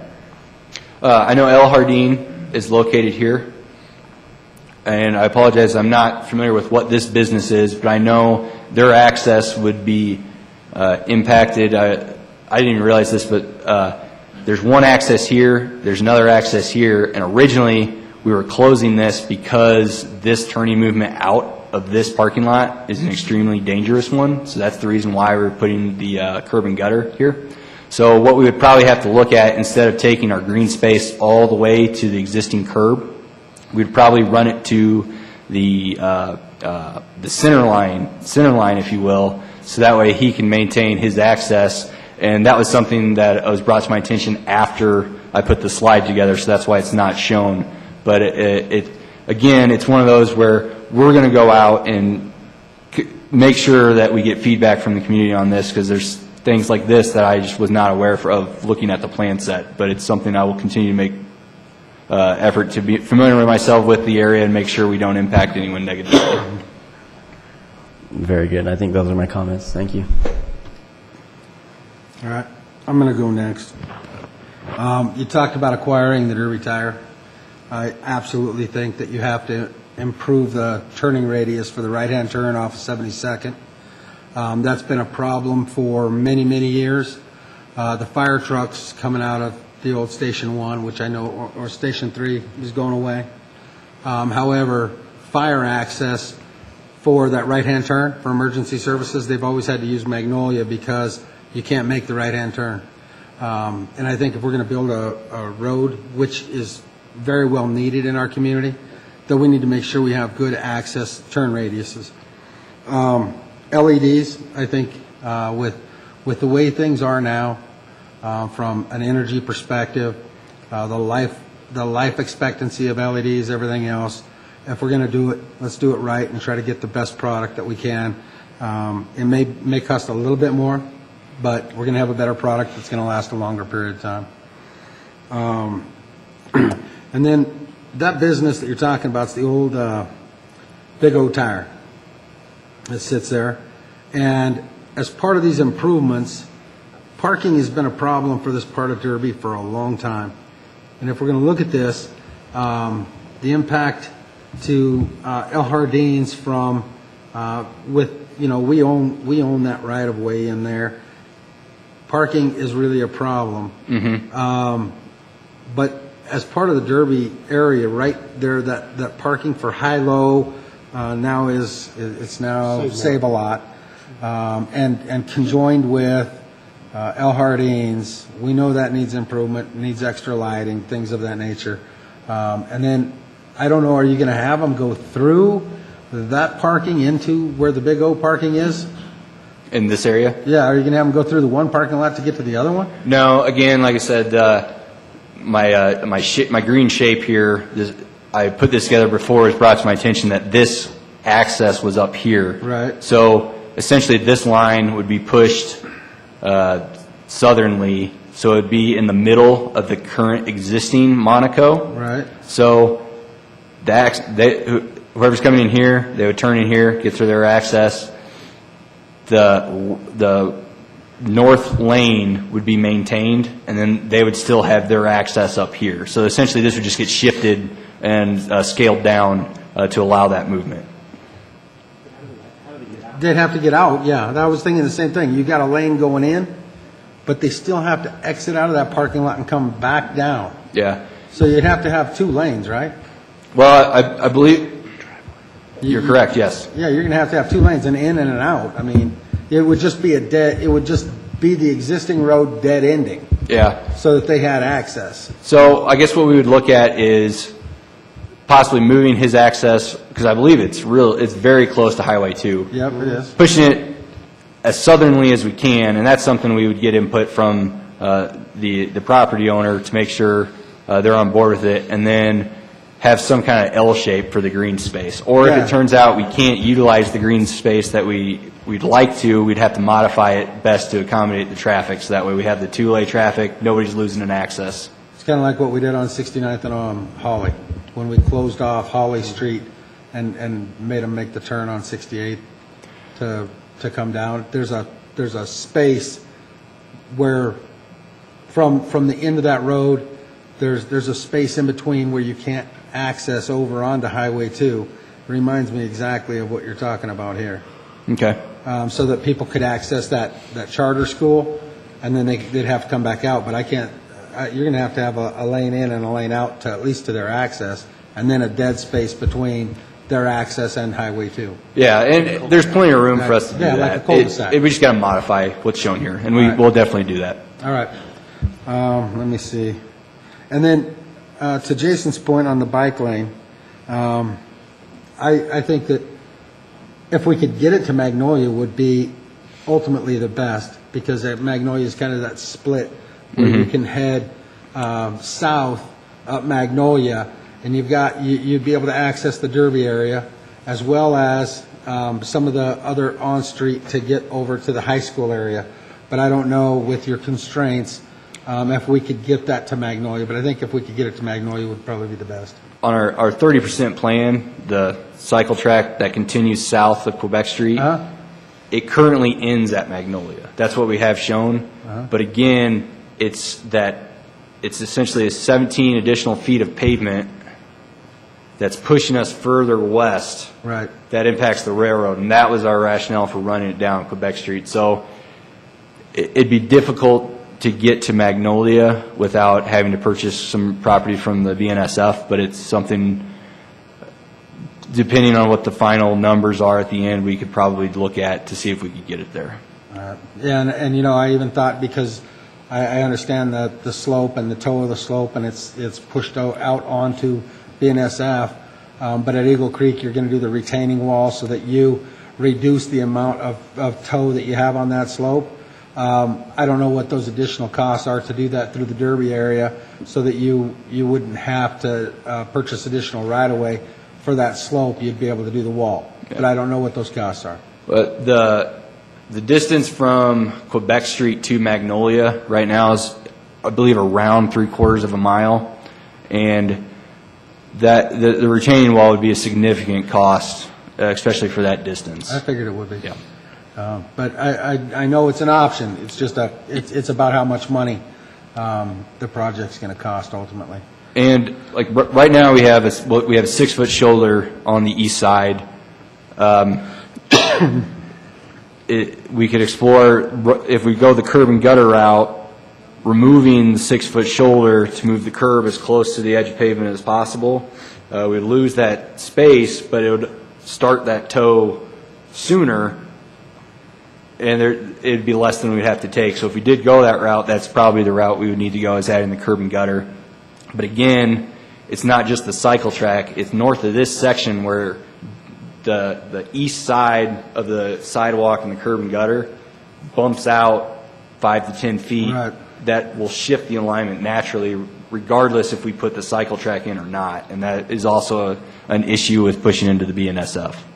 I get that. All right, I'm going to go ahead and let someone else take a shot. Mr. McEldowney? Thank you. So first, on the subject of the lights, we had a really good, obviously, discussion with Tower Road, our most recent discussion around lighting, and obviously the cost-benefit analysis in terms of LED. I understand this quarter, dealing with the two different utilities, has a different equation at the end of the day. With the amount of roads that we're going to be doing in the near future, I would actually suggest that rather than have this individual discussion each time, we come to a decision on these are the lighting standards for the time being, so that it's not something that we have to sweat. I would actually, with council support, say if we're all good with what we suggested on Tower Road, I mean, part of me is concerned that we're going to get, the potential is there to get very inconsistent, right? We've got a certain lighting style with the lamps that are out there today. We're going to introduce a new lighting style on Tower Road. God forbid we see something new and flashy and we introduce a new lighting style for Highway 2. These corridors are all going to intersect, particularly Highway 2 and 104th. I would like to limit the number of lighting styles that are out there, so I would suggest that if we can give a head nod to them to say, do your best to match what's going on with Tower and go forward. Does that make sense? Yeah. Yeah, I thought so. So that's my comments on the lighting. But so in your presentation, we kind of end at Eagle Creek, and this project is supposed to go all the way to I-76. So my question is then, once we get north of Eagle Creek, what happens? Obviously, we have an established intersection at 104th, and so I can visualize what happens there. We've obviously got to get by the two industrial properties that exist along that corridor. But once we get north of 104th, not only do we have the future portions of Turnberry to integrate into, we have a new rec center that's going to be taking shape up that way. And so with Highway 2 swooping right past our new location, obviously very keen to understand what's going on there. Have we not included that because of the planning that we're doing on the rec center side, or have we considered that? Because I've got obviously this ability to tie in that new jewel, if you will, up north, and then obviously the concern of getting from there up to 120th and making sure that all ties in so that we've got complete connectivity, if that makes sense. Yes. So the widening will continue all the way to I-76. At 112th Avenue, where the new rec center and the new intersection will go, we have a geometric layout for what's expected, but we're going to be working with the consultant who gets on board for that 112th design. Mm-hmm. So the reason why that wasn't shown here is what I show you today could drastically change. Sure. So it is important to talk about, but the bike path will continue all the way to 112th and then head east to ultimately tie into the rec center. But again, the widening will continue north all the way to I-76. The structure at the northern end of the project that goes over the O'Brien Canal will also be widened. I believe it's 4 additional girders. The existing structure will remain in place and it'll just be ultimately widened out. I'll wait for you guys. Yeah, and the bike path will continue to the rec center. Yeah, it just seemed like you mentioned going down 112th, and it seems like it would make sense to go past the 112th and tie in along that long face of our property that actually directly abuts Highway 2, right? So you're saying an access directly off of Highway 2? Yeah, because if my memory serves, what we call Parcel O, right, which is our future rec center, has frontage against Highway 2. And so to have Highway 2 swoop along, we don't have this portion right here? This is all Parcel O, right? 112th, Potomac, Highway 2, and the canal, right? I don't actually believe Parcel O abuts Highway 2 directly. Yeah, on the north side, from Potomac to the canal, is a boundary of that parcel. I believe it does too. Jason, you are correct, from Potomac to the canal. Yeah. You're right, So, it does. so to me, it that does needs abut to be along the north key side. consideration, is how we integrate that pedestrian connectivity from the Highway 2 frontage. That, to me, is another one of those key locations, like you described with Derby, where we have to be really thoughtful about how those two interface. Yes. So that was my comment on that part north. And then, obviously, once you get to 120th, we've got the overpass to tie into, pedestrian movements through there. So Correct. okay. But just real quick, going back to how we'll access it, again, that's one of those, it could change so many different times that didn't see a whole lot of benefit of showing that now. Okay. Right now, we show that signal going in at 112th, just that's what's existing there now. If we move for an access off of Highway 2, we'd add a turn lane to do the safety improvements for that.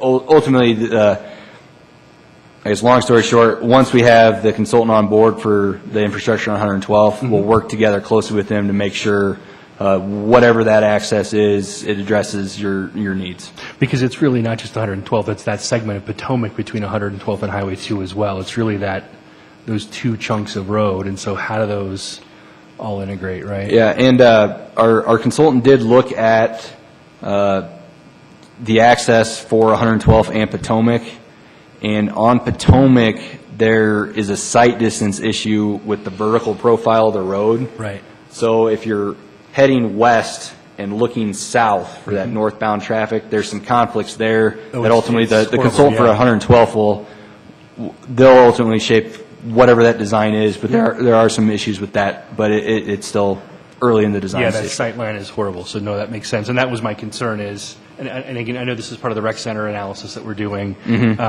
that is a horrible line of sight. So to have two fully improved intersections in that location in the future would not make sense with the increased volume. So I'm not going to put you on the spot anymore. You guys are looking at it, and you'll come back when you're further along with that, so I appreciate it. Thank you. Okay. Steve?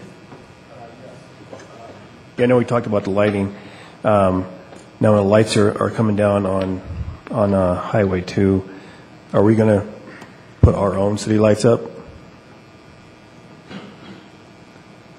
Is that what we're doing? We're going to take away, we're going to put our own lights up on Highway 2? I was just suggesting that we follow whatever approach we're taking with Tower Road, which I think is city-owned, city-controlled LED poles. Is that right? Correct. Yeah, so our intent would be is I think that's a good direction. We're just going to circle back with you on some of the aesthetics for the Tower Road specifically, but our direction from the last council study session was to go with the city-maintained, city-owned LED lights. Right, okay. And how many poles are we planning on putting there? Because right now, of course, we don't have significant lighting as it is. What's the spacing going to be?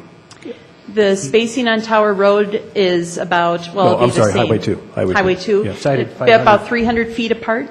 300 feet apart. Steve, I think he cited 500 and some poles in our presentation if it were traditional, and 400 and change 432. if it were... If we went with the traditional, it'd be 582 poles spaced at 135 feet, and with the LED, it would be 433 poles spaced at 175 feet. And one thing to mention with the two options, because we have Excel and United Power, for LED, United Power supports only one pole type. So, again, uniformity would be the goal, but there could be that change off once we get into the United Power jurisdiction. But we're using... But I thought we were taking the totally going away from using Excel as the pole as far as property poles, and it's going to be city poles. Yeah. I think he's talking about the jurisdictional implications, whether or not we control the pole. It's the jurisdictional tie-in and standard of connecting that pole. I guess my comment would be we're using, for Tallow Road, the pole we've selected obviously suits the United Power configuration. The question would be, does that pole work for Excel, yes or no? Is that? It does, Okay. yeah. So it's just our source of power. So I believe it's, the dividing line is 96. So south of 96, we just get power from Excel. North of 96, we just get power from United Power. So we can use, because it's city-owned, city-maintained poles and lights, we can use any fixture we want. Okay. We're just getting our power from them. Thanks, Steve. I didn't mean to jump in. No. Thank you. All right. Seeing no other comments or questions, thank you for your presentation. Thank you. Thank you.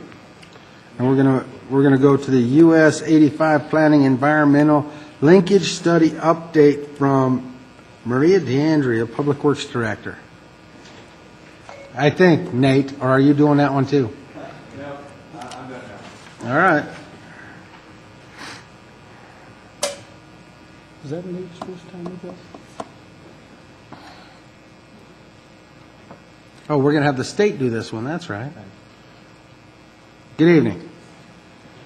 Good evening. How are you doing? Good. How are you? We're good. Good.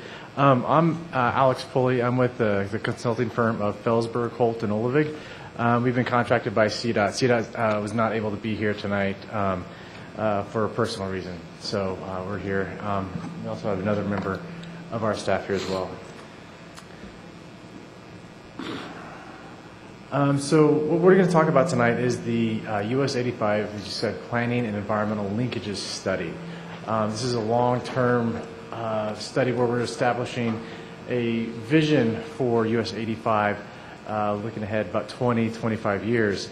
The extent of the study is a long, very long corridor starting at I-76 on the south end and then going about 62 miles north to Weld County Road 100, which is about 4 towns north of Greeley. So it's almost Wyoming. Very long corridor study. And to give a little background on the PEL itself, again, we were contracted by CDOT to work together as a team to establish the vision for the corridor, looking ahead about 20 years into the future. The basis for where we're starting from on the project is rooted in this access control plan, which was developed in 1999, and it really guides the access and how the access is going to be developed or upgraded throughout every intersection in the corridor. The PEL is expanding this and looking into a broader reach besides just access. We're looking at safety, mobility, and environmental community impacts as well. We've been working with communities up and down the corridor in a couple different formats, in the form of an executive committee and a group of technical advisory committee. That's typically made up of staff members. We've been holding regular meetings with these groups for the past year or so. And in the past couple months, what we've done is we've gone through and broken up the corridor into 4 different sections. Because it's so long, we actually had to break it out, and for the past 2.5 months have been meeting with various municipalities up and down the corridor and looking at each intersection along the way. And as we did that, we've found that we've gotten multiple requests that, okay, this is, instead of just taking these a subset of these committee members, we're being asked to do presentations very similar to this with the communities up and down the corridor. And so that's really what we're doing here tonight.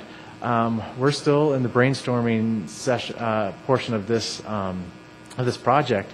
And what we're here tonight to do is to really put out some ideas, our current ideas for the project, up and down through the Commerce City stretch. I wanted to get some feedback from everybody. So as we're going through here, please stop me with any questions. but we're going to walk through the major sections or intersections through Commerce City. I'll get into it in the next slide, but one key thing to remember as we move forward is during the first step of the project is we identified this section of roadway as a freeway classification. This has some implications on the types of improvements we put forward. One of the main reasons was this section of roadway has the highest volume, traffic volume in the corridor. Currently, it's about 38 to 40,000 vehicles per day, and looking out into the future, it's looking to jump to about 50,000. We're seeing a lot of accidents because of the volumes and whatnot in this section as well. And so the freeway classification is something that we felt was appropriate and fit the kind of future conditions as we move forward. So what does this mean? Again, we have higher speeds and higher traffic volumes. The freeway can accommodate those better. What this also means is there's no direct access, no at-grade intersections onto US 85. We would have grade-separated accesses only. We would see closures or just grade-separated crossings. What this does is really improves the mobility of the section of the roadway, and see a lot of benefit there. What you see on the screen is just kind of our go-by in terms of vehicle spacing and anticipated speed limits. All this does come at a price. To have these grade-separated structures and facilities, it results in higher impacts. And that's something that we wanted to get some feedback from everybody tonight, and we have some drawings to kind of show what some of that might represent. So when we're looking at the sections of roadway through the community, again, we're going to start at 104th, 112th, and 120th and 124th. What we looked at each one of these, and we looked at the interchanges, we started with one interchange layout, and we use that as a diamond. The reason we selected this is the largest footprint of interchange types. We wanted to start big and start whittling down the impacts as we move forward. So we wanted to get an idea of what was the kind of worst case scenario, if we will.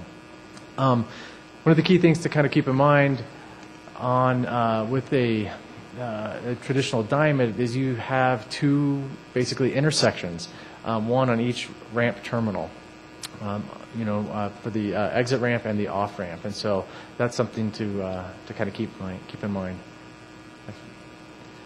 The next one that we looked at is called a single point urban interchange. This is often utilized when you have a smaller constrained right-of-way. One of the key things that you do here is instead of having those two intersections, if you will, those two lights at the ramp terminals, you're actually combining those into one underneath or above the roadway itself. And so what that does is that allows some more effective traffic signals because you're just dealing with one signal instead of two. An example of this is the University University Boulevard and I-25 in Denver near DU, where you have the all four legs of the interchange ramps coming together at one point. So with that, I just kind of wanted to quickly jump into 104th. And also a key thing as we move forward, again, we're still in the brainstorming phase. No decisions have been made on configurations at this point. We're in the process of the screening and developing the documentation for all of this. But I just wanted to kind of reiterate that we're still in this early planning phase. So what you see here is I-76 down on the southern end of the figure, and you have 104th going east and west, and then 85 moving up through here. And this represents the depiction of that traditional diamond, that very large footprint interchange. One of the things that allows at this point is you have full movement from US 85 on the south to get up into 104th. Oh, a key thing to point out is in this alignment, we're looking at elevating 104th. So 104th would be up and over US 85. One of the primary reasons for that is to allow for grade separation with the railroad, which is just on the east side. This is something that we're battling with the configuration up and down the entire corridor. The railroad is adjacent to the highway for virtually the entire roadway. And so this is something that we're taking a very close look at as we're looking at improvements. So with this configuration, with 104th going up and over, we're allowing to have that grade separation so there's no interaction between the railroad and 104th.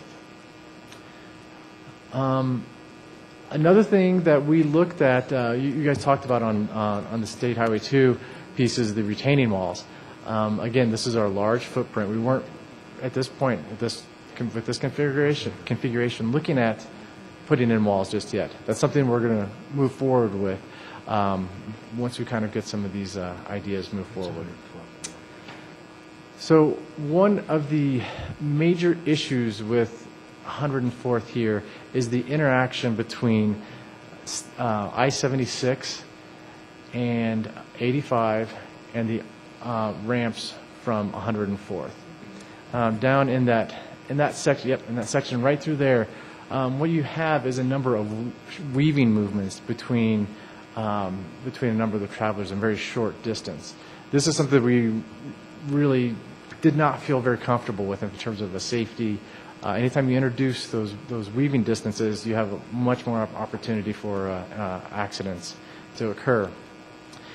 And because of the skew of 85, we decided to kind of start thinking outside of the box a little bit and move away from that traditional diamond and move into a different configuration completely.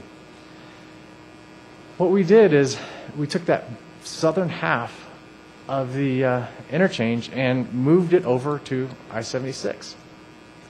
One of the reasons for that was we could allow or to have the existing on-ramps and off-ramps from US 85 move through and underneath 104th and not have any kind of access at that point.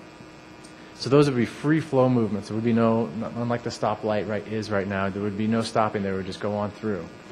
So to access 104th, you could just go just up I-76 from the south a little bit and cross over and get onto 104th in that area through there. This is a interesting concept.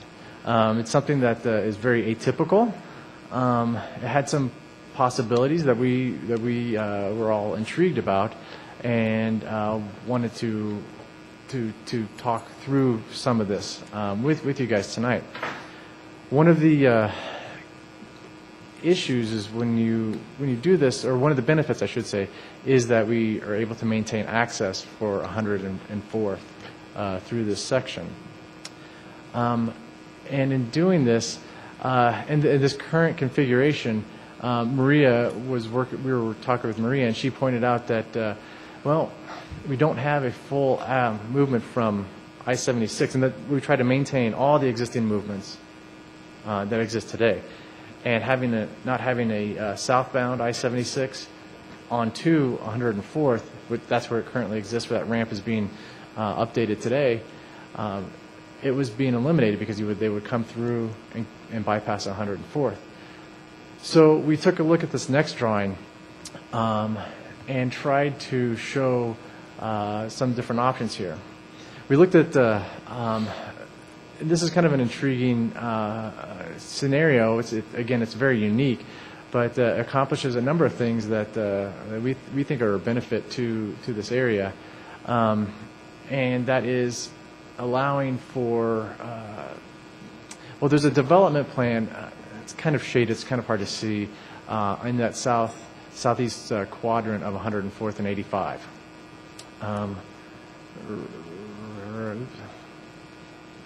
Right in there, yeah.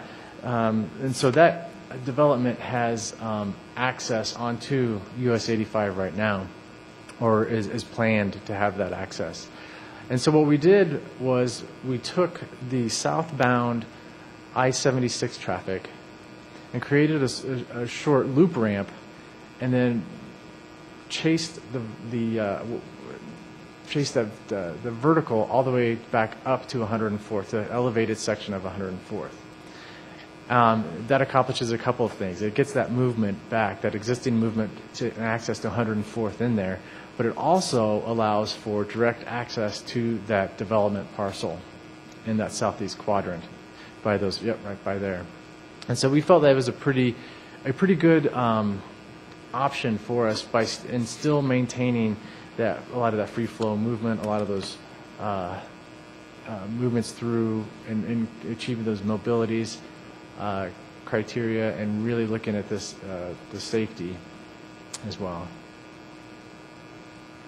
So this is those are kind of our three major options at 104th. I kind of ran through those, relatively quick, but I wanted to kind of open it up and see what kind of thoughts or questions you guys might have at this point. Yeah. Presentation. Right now there been construction that bridge over 76, and we were told that there wasn't enough room to put an on-ramp around there, prior. And then looking at this here, this illustration right there, there's several different ways that you could approach this. And right now you can see where the grading is on the side of the road, that there is some sort of roadway right now like that down next to that. Of course, just right here you have to go across the railroad track, and then you're going to be on the west side of the track as you go up, correct? Right. So that portion where you cross the railroad track would be elevated on that Okay. existing. I see. So this would take you over the railroad track. Right, over the railroad, and then go down to that loop, and then to allow that access to that parcel. Sorry, no, on this section through here, it would allow you go down, and it would allow that access to this parcel through here, and then start climbing back up to meet that grade up on 104th. All right. Something similar like they have down on Santa Fe and Evans. It's kind of like that. I think so, yeah. Okay, thank you. Mr. Benson. Thank you. Thank you for being here tonight. Oh, of course. Thank you for having us. Now, I know you've touched on this, and I know that you all are concerned about the potential development, and you're looking at the southeast corner. There's also potential development on that southwest corner. There's already development on the northwest corner. I would just ask that in any of those plans, you don't do anything to disrupt those businesses and the access to those businesses, because it could be, when you're talking about a raised 104th, when is 104th going to be back down to the ground level? How far west of Highway 85? Right about where where the cursor is right there. And again, this is very conceptual level design at this point, but that's the idea where we felt like we can touch back down to the current existing grade on 104th. About where would the present light be, the one that goes into the 7-Eleven and the McDonald's? Yeah, that's that access in there, okay. Yep. So if somebody's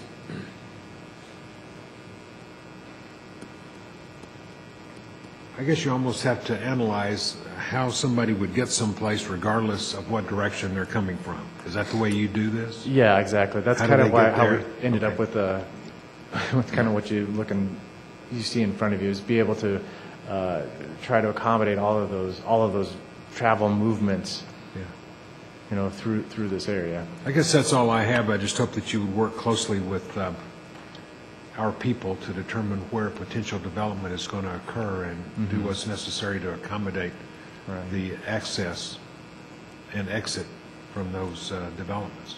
Right. This would be great, I've been making that left-hand turn from 104th onto Highway 85 for about 10 or 11 years, and it's only been about 2 or 3 years where we've had 2 lanes in there. Right. Of course, now it looks like we may be tearing that up, but it would really be nice to streamline that whole intersection. Just don't do anything to hurt the businesses, I guess. That's right, and that's something that, especially with the access control plan, is kind of serving as our basis of that. We're trying to maintain access up and down the corridor. We're, especially through this section where we've got an existing road that has at-grade accesses now. As we move forward into making this a grade-separated freeway kind of section, that's a challenge. And this is honestly one of the more challenging, one of probably the top 3 challenging areas in the entire corridor. So yeah, because of all the development, the existing development, and doing everything we can to maintain access. And one of the things that I guess is challenging is something that the mayor had to deal with about 4 or 5 years ago, I guess, wasn't it? Is that you've got a couple about of years ago 12 jurisdictions that have the right to say no to any extra access off of Highway 85, yes, which, as you point out, goes up for 62 miles. And we got people up in the Greeley area voting on whether we can have access off of Highway 85 down here. It's just, how do we get out of that agreement? Alex, I'll try and answer that one. Yeah, I looked into that a little bit, Councilmember Benson, and I think it would take a majority of the entities involved to dissolve that agreement. Just a majority and not 2/3? I think it takes 2/3 now to... Oh, really? It was silent on that point, so... Doesn't it take 2/3 to block somebody? I don't recall. Because we needed a certain number of votes, and we got them. You need a certain number of votes to modify the access, but to dissolve it, I think it was generally silent. So I'm guessing we'd have to reach out to those partners, ask them if they wanted to modify that and get ourselves out. I don't know how we could unilaterally do that, but I could certainly work with the legal division to get their opinion. That was just my reading of it. We've gotten all the approval that we need, don't we, Mr. Mayor? So far. Okay, good. Okay, thank you. Thank you very much. Yeah. All right, Mr. McEldowney. Thanks for coming tonight. I have some comments, and I know you're not CDOT, but that's okay. Document sites beginning in 1999. We're sitting here in 2015.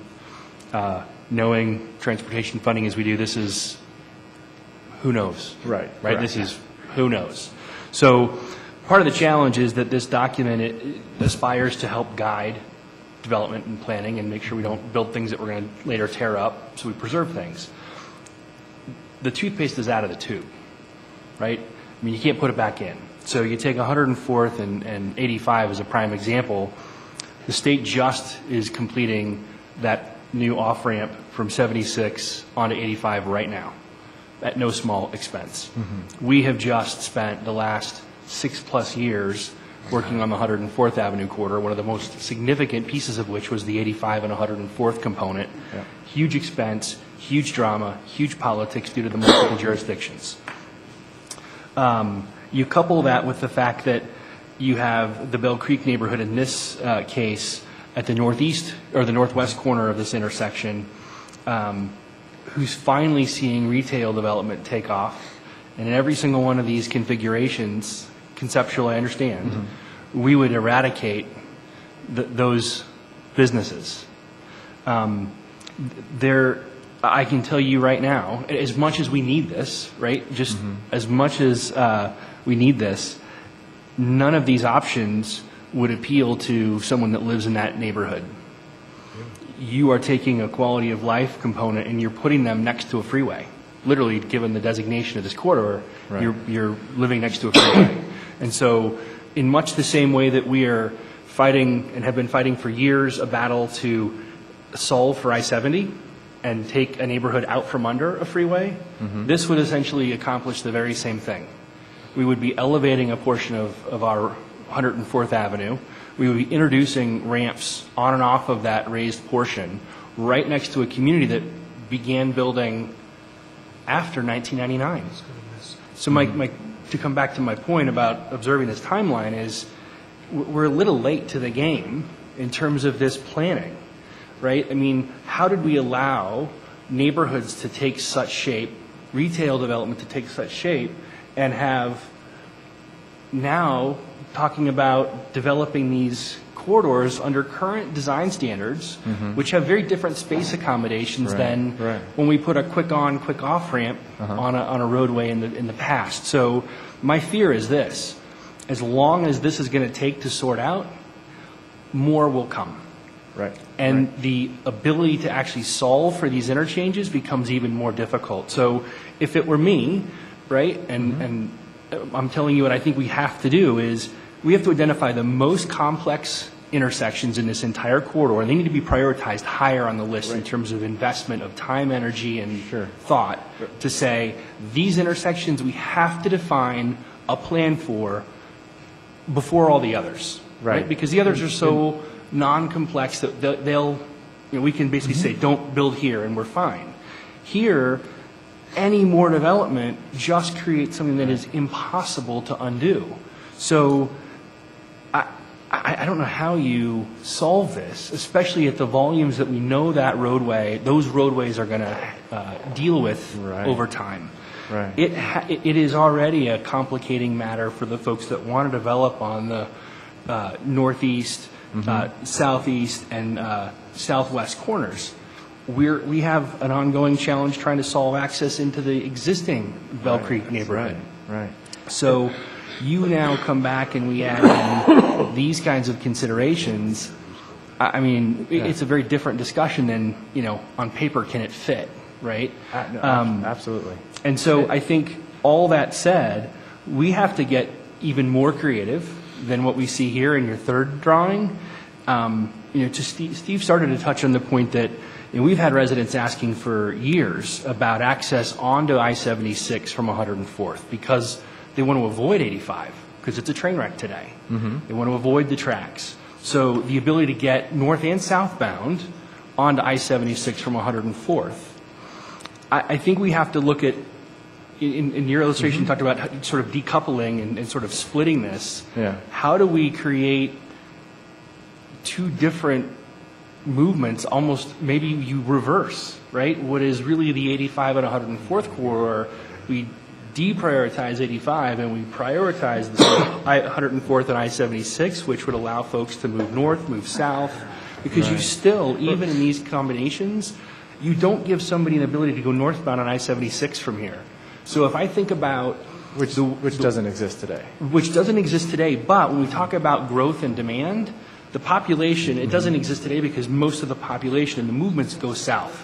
They go between Denver and points north. However, with the growth north of us and our own community growing north, I wouldn't be able to get from my own community off of I-76/88 up north to 120th or up to Brighton, right? And so there are these gaps at sort of every turn. So, I mean, I don't relish being the engineer on this, or the planner on this, but there's a lot more thought that has to go to this, and I think we have to really figure out how we light the fire under this process to protect it from getting more complicated. Does that make sense? No, absolutely. And you brought up a couple of great points. And at the end of all of this, again, we're in the middle of the study, and you struck on something that is exactly what we're trying to do, and that's a couple of things. We're trying to prioritize. We're going to come through a prioritization and phasing kind of implementation piece of this. So and you hit it right on the head. Which of the intersections or interchanges are the most important? Which are the most benefit? How much bang for the buck do we get? And that's exactly what what we will be figuring out. And your other point about, how did we get here? And that's exactly what we're trying to do. Exactly what we're trying to do, because we've seen this up and down the corridor with that 89 or 99 study. Is we didn't identify how much space is needed. There were it was called fat lines, if you will, on the maps, and didn't really give you guys enough information to say, well, here's how much is needed for an interchange. and here's generally, what's going to be required. And that's what we're doing. And that's what we're taking that. We've learned that lesson not just here, but up and down the corridor. And we're taking that, and our goal is to have at each intersection, have at least a one-page front, kind of back, say, here's the recommended action. Here's the right-of-way needed. Here's the next steps that need to happen. And here's all of that information. So when you get access requests, there's information there. This is what we need. We need a frontage road or a parallel road through here. We need access at this point. And that's because that's exactly what we're trying to do. That makes sense, but let me just insert a comment. Over what period of time will that process continue, and when will that process complete? Because between today and that point, there is a huge push to see things happen. So if somebody that owns that southwest corner, that southeast corner wants to move dirt tomorrow, we have no guiding anything to say, can't do it. Right. And, that's one of the reasons we're here tonight, is to have these discussions and kind of figure out what we're having to look at and what kind of movements we're trying to accommodate and to help you as well. And that's really, and again, this is one of the more tricky situations. We have an entire corridor. And I also want to your other point about kind of decoupling the issue. Right now, we don't have an interchange at 104th and I-76. And, unfortunately, what we're really looking at is 85 right now, and that's kind of a different issue. We're trying to do something, and maybe we're kind of setting the stage for that. Where we've got kind of a split diamond through there where you don't have that full interchange. But, if we can show that and CDOT or you guys can prove to FHWA that we need a full movement interchange through there to capture that north direction travel, that's something that, that can be considered in the future. Well, and here's why I think that's an important piece for us to consider. We had the same challenge when we talked about the I-70 reroute. Right? We live with 270 breaking off of I-70 right through our community, and so we know what impact that has. And the I-70 corridor had the exact same answer. Well, we're looking at I-70. We're not looking at 270. Right? The reality is you can't really take one without the other. One feeds into the other, vice versa. So in this respect, this is where we have to, I think, look outside of the traditional framework of analysis and say, well, in this case, this increment of this road does have a direct impact, not only because they're so close along the 104th corridor, but because they merge right at the bottom of this image. So you almost have to draw a bigger circle from a planning consideration. And that's exactly what we're trying to do. We're trying to kind of take that step back and solve. I mean, there's a lot going on through there, as you guys well know. I mean, there's a lot. I mean, right now, traffic is backing up, onto I-76, which is not an ideal situation. And when we're seeing traffic volumes growing by 30% in 20 years, that's going to get nothing but worse. And so that's taking that movements, moving them to a different area along I-76 is, really what we are trying to accomplish. I know I've taken a lot of time. One last thought, and then I'll let it go. This obviously contemplates having 104th raised through this section and coming back up to and down to 85. What would it make sense? To me, it might make sense if we can look at lowering that road through that corridor to, again, I think about we have this crazy conflict of residential and industrial, and if it were an entirely industrial area, it makes great sense. With the residential component, particularly, if that road could be lowered through that corridor, and we could figure out, not unlike Spear and Broadway or other areas, right, where you've got two roads that have essentially been separated from each other, you might allow different types of access for the businesses at present and future development considerations, not unlike what's being considered on I-70 with the cap in certain segments in order to allow movements, et cetera. So I know it would be a lot more expensive, but you're looking to solve this at a point where there is so much more sunk cost, capital already in the mix, how do you Right. come at this again in a completely different way that better respects that area, and if anything, creates greater development opportunity for those corners, Right. and solves for that flow. So, anyway. Right, and just to let you know as well, we did initially look at, we haven't looked at it in great depth, but when you do, if you depress the 104 through there, one of the issues is groundwater. Right. We have a lot of groundwater through there, and when you have to get under the railroad, and you look at the railroad depth of that structure, you're down. Going really well far. down. So it's a considerable cost. It's a considerable logistical. What about kind of issue. 85 going lower? We've run into similar issues. Yeah. You know, we get away from having to go underneath the railroad, but that's something that we Or split the we can difference. look at. One of the issues I'm just thinking about with that is if you do depress 85, you have to get back up, and I don't know what those grades might be to get the interchange with I-76. Almost maybe some sort of a split the middle, right? Because I envision if you take 104th as high as you would need to at above current Sure. grade, it's significant, right? And I don't think anybody that lives in that neighborhood contemplated living in LA, right? With that kind of conflict of overpass in neighborhood. So anyway, I appreciate it. No, and that's something we'll absolutely take a look at and see how we can kind of. I like your idea, splitting like how you said, splitting the elevations almost. So. Okay. Thank you very much. Oh, no problem. I'm going to go next.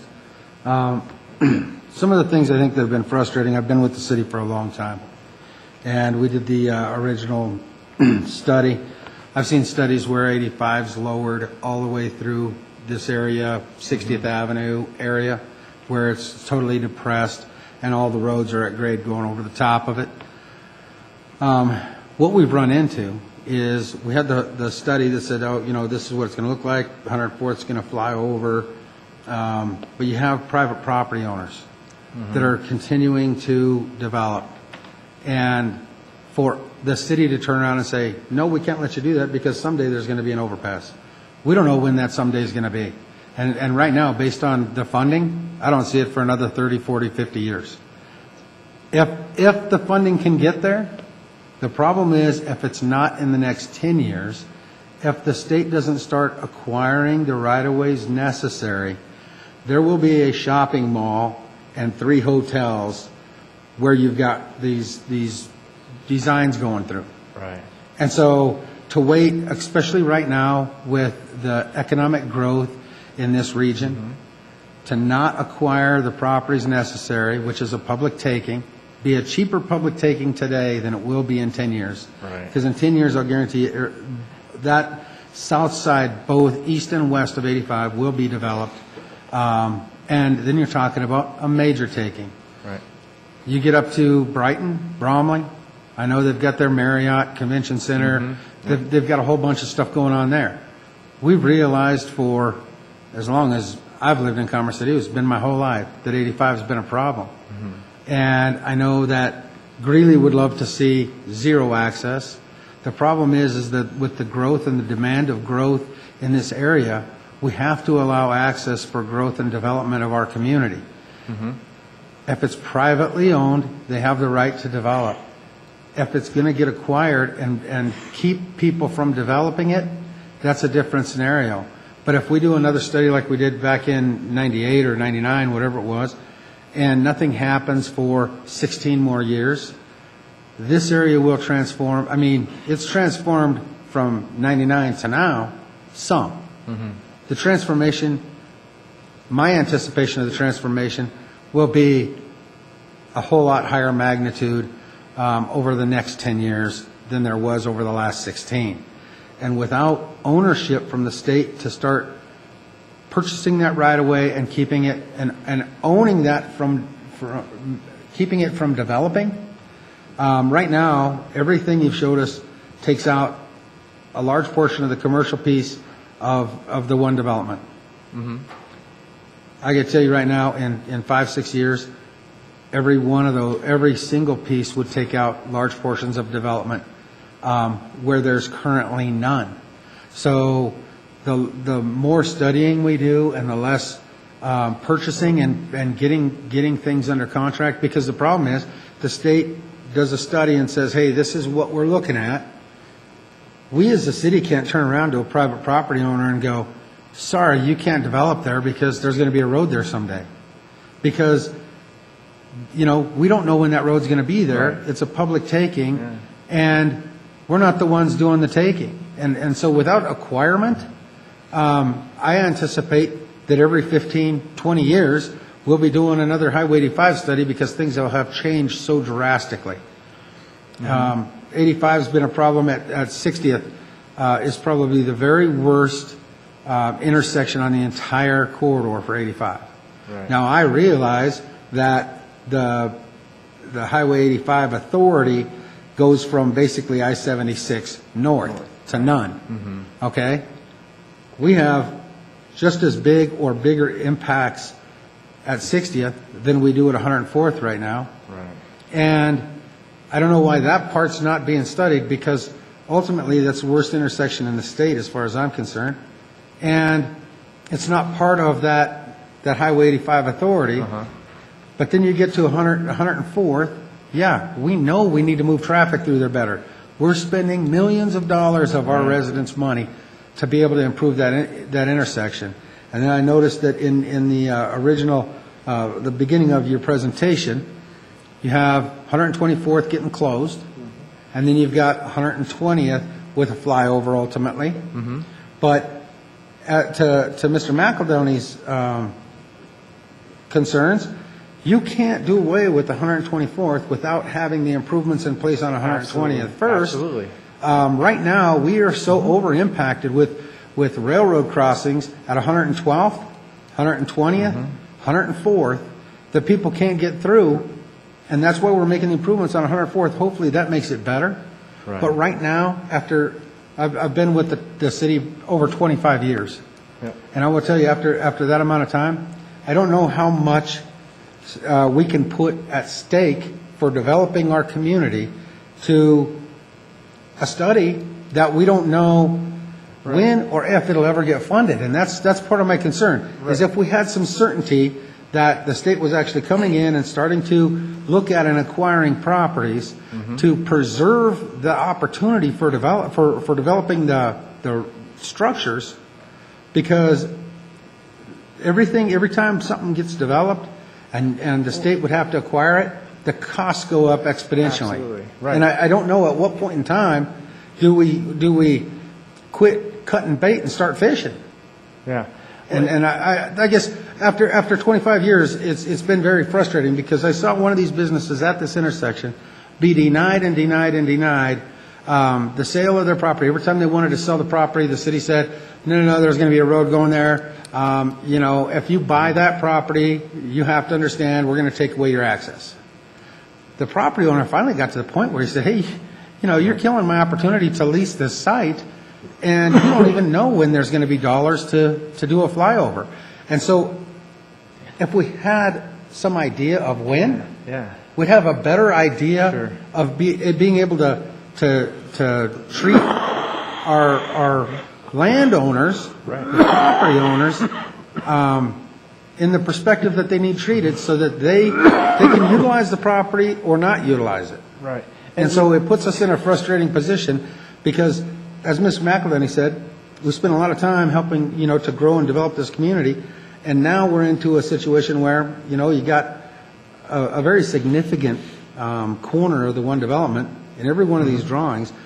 We tried when the new bridge went in at Peoria and I-76.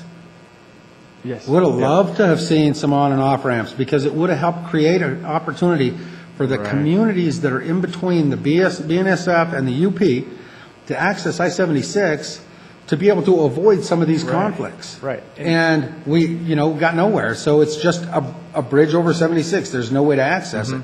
And really, I think as part of the overall Highway 85, I agree with Mr. McEldowney. You have to start looking at some of those other opportunities to divert traffic out of the community to be able to access 76, so that we can reduce some of the impacts to 85 and maybe create a better or more costly scenario. Right.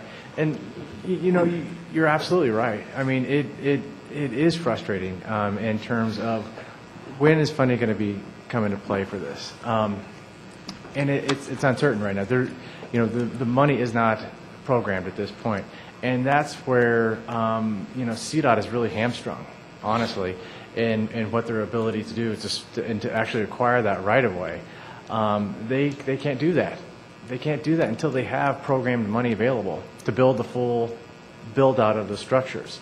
That's a Federal Highway Administration. And we don't even know if funding is going to continue at the federal level.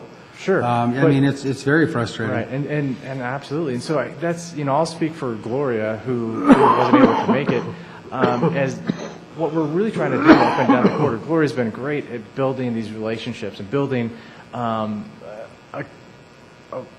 relationship with folks to understand that there is a give and take. CDOT can't do all of it. They can't come in and purchase property without money to build the whole system or the whole interchange and the systems. You're struggling to say, all right, I can't tell the private landowners to not develop through here because of a road might come through here. But together, you know, that's really what to start a conversation and make sure that all the appropriate planning is placed to allow development to occur, but in a way that can ultimately achieve that vision. And again, you brought up another point that Mr. McEldowney talked about in terms of the prioritization and phasing. Again, I touched on it here. This area has seen the most traffic on all the corridor. So when it comes to that time and when we prioritize these portions, you know, I'm not going to be surprised if a number of these pop up as being a higher priority piece of that. And what that does is that really, this document is going to really help you guys and work with CDOT to say, you know what, we prioritize the 104th or 120th. This needs to happen. This needs to happen now. How can we work together to move that forward? And that's really what this PEL is trying to do, and trying to build upon and make those improvements that from that 99 study that we just didn't see at that point, to be perfectly honest. And so that's what we're trying to do, is we're trying to solve some of these situations where development can happen, but it's at a pace that is appropriate with the foresight and the prioritization of these improvements. And the other piece, like on 124th, a number of these, you know, any kind of improvement like on 124th, and we can talk a little bit more about that here in a minute, is if 124th does get closed, for instance, that would not get closed until 120th is built, until an overpass and a system is established so you have sufficient access around that area. As we move forward in the rest of the corridor, we're seeing, you know, farmhouses and small driveways. We got maybe 2 or 3 homes accessing 85. We're cutting those accesses off, but only if we have alternate routes. And if there isn't an alternate route, that has to be built before that can be closed. So we're looking at those pieces that that do kind of go into conjunction. So when we phase and prioritize these, that kind of consideration is going to be folded into it. Absolutely. So. Yeah, and I want you to look at it when you start going through and you're doing these studies. Look at it from my perspective and this council's perspective. We've got landowners here that are literally submitting annexations to put in and have already met with hotel users and shopping center users to say, hey, we want to be a part of the city and this is what I want to build. You know, on the southeast side, they're already leveling the ground, getting ready for development. Mm-hmm. You have to put yourself in my position when they come, if they were coming to you and saying, hey, here's my development plan, I've got my users lined out, we're going to annex, I've already purchased all my water, and we need our approvals. The revenue perspective for this city and for the residents of the city to continue to provide service and to increase service and to provide opportunities. Right. And knowing that for 25 years or longer, we've been looking at 85, and knowing that we're not seeing anything happen, you now have to make a decision. Right. Do I approve a development Right.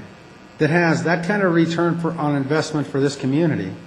Or do I take a chance that someday we're going to see something happen without investments up front? Right. It makes it very, very difficult to sit in our seats and be able to sit here and go, no, I'm sorry, I can't let you bring that kind of retail to our community and those kind of taxes to our community and to provide services to the residents, because someday we think this is going to happen.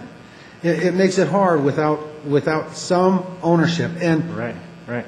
And since we've been talking about 85, I-70 has reared its head, and literally the I-70 project will drain everything for who knows how long. We've got Highway 36 improvements, I-25 extended lanes into Weld County. We know that there have been those kind of opportunities, and all of these communities are competing. Thornton, Lakewood, I mean, all of them are competing for those state dollars to go into infrastructure. I would love to see Highway 85 improved. But after the past years, I have to tell you, I'll believe it when I see it, and it makes it hard for me to push off services that are beneficial to my community I agree. because of the past. Right, I agree. And one of the things that those corridors that you mentioned, they all had one major overreaching document that says we've come together as a group and this is what we want to put together. That's what this PEL is intended to. We've done that with Highway 85 too. Brighton, Commerce City, Fort Lupton. I serve on NADA, and we have brought it to the state. The state's there at every meeting. Highway 85 was on the radar. It doesn't meet the criteria that some of the others because of priority. Therefore, it gets shoved off even further. And we have been trying as communities to be able to get 85 done. The problem that you run into is on this part of our community, and I'll talk to you for a second about Dr. Cog and how they get funded.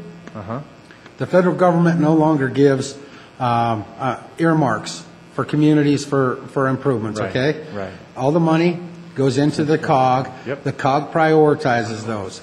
On the northern part of the state, you have large communities like Commerce City, Brighton, Fort Lupton. They're huge in land mass.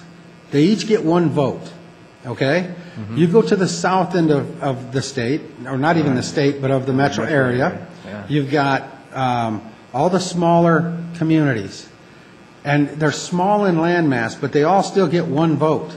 That's why you see money coming out of the COG going to projects on the southern portion of the metro area because they have more votes than we do in the north because we're so land mass. So we struggle every year when we go back to Washington to try to get earmarks, and then we sit and watch. We're finally, as you saw tonight, going to get Highway 2 built. But when it comes to and we had to work a deal with the state to do a ramp grant and take it over.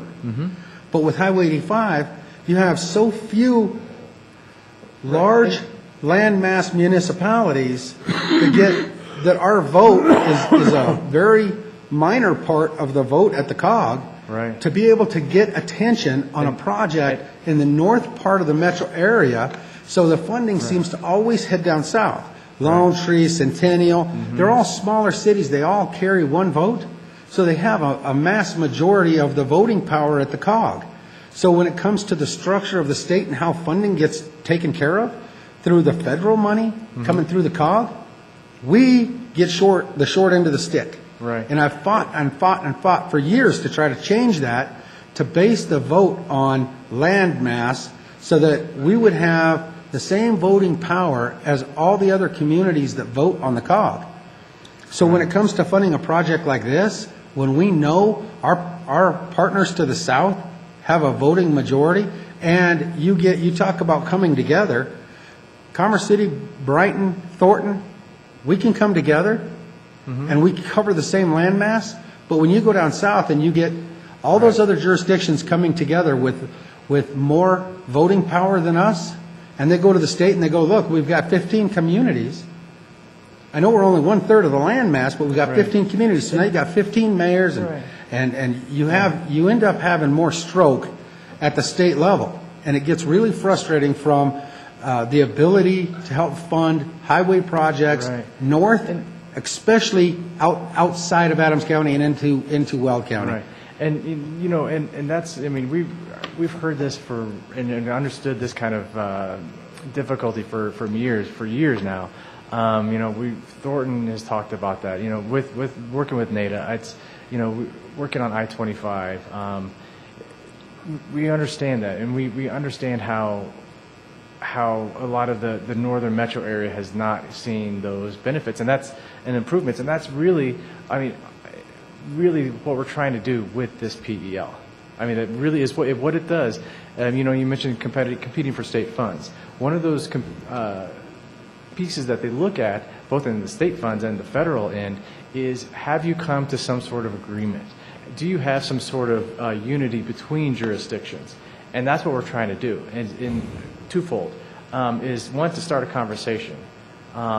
Gloria and CDOT, they want to have that conversation.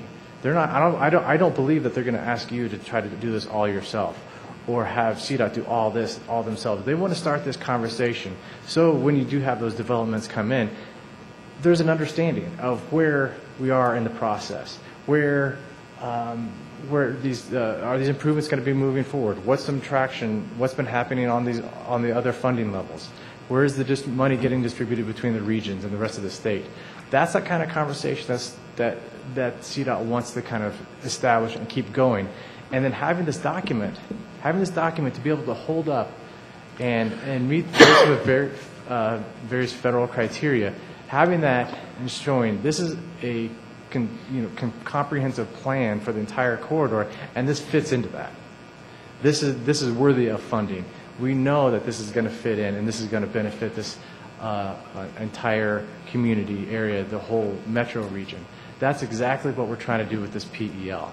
You know, those other projects you mentioned, those were what's called the environmental impact statements. US 36, I-25, I-70. That was it's a different name of a document, but we can't do those anymore until we have money to build the whole thing. You can't do those anymore. I understand that. I need to make something. And that's really what we're trying to do, because this would be an EIS. I need to make something really clear. I'm not upset with you. Oh, no. And I have to tell you, I think we have a better relationship with the state over the last couple of years than we've ever had. Yeah. The stuff we're doing with them with Highway 2, I'm pleased with the help we're getting from the state. But at the end of the day, this is very frustrating because I can't stop private landowners from developing and improving opportunities for my community. And at some point in time, you're going to have an environmental impact situation because of the residential components that are going in where they never were before. And so we're creating another scenario like an I-70, like Mr. McInerney had stated. These people moved into a somewhat of a rural area to have a certain quality of life, and now we're talking about putting overpasses over their homes. And it blows me away because I have to look at what happens for Commerce City over the next 30 years. And honestly, as much as I'd love to see 104th go over, I don't see it happening in the next 30 years. And I have to create the community that the residents that elected me to create for them. And the scenarios that I've seen today just don't seem to fit. And I think there's a lot more dialogue that has to happen between our Public Works Department and, God forbid, the people that live in these areas and the business owners and the landowners to be able to say, hey, how are we going to work this out? Because the land is only going to get more expensive. And if it's constructed on, it's going to be at a premium. Yeah. So at the end of the day, I'm just letting you know my frustrations with 85 over the years. I would love to see some of these things happen. I think 120th would be a huge benefit to get that over before development takes place. I think we're starting to run out of time on 104. Right, yeah, it could be. And I hope, I totally understand. I know the frustration is not with us and Right. and No, it's not with you. It's, but what I really do believe is that this document is intended to get us to where we can move forward. We can go grab those funds and make these necessary improvements, That's really what we're all wanting to do at the end of the day. Right, And- but today's dollars on these designs are not going to be 5, Right. 10 years down the road. The amount, especially at a key intersection like 104th, the costs are going to go up substantially. Right. Hi, Chris Foshing, also with Ellsberg, Holton, Olympic. If I could just add one point, Mayor, Go ahead. to some of your frustrations.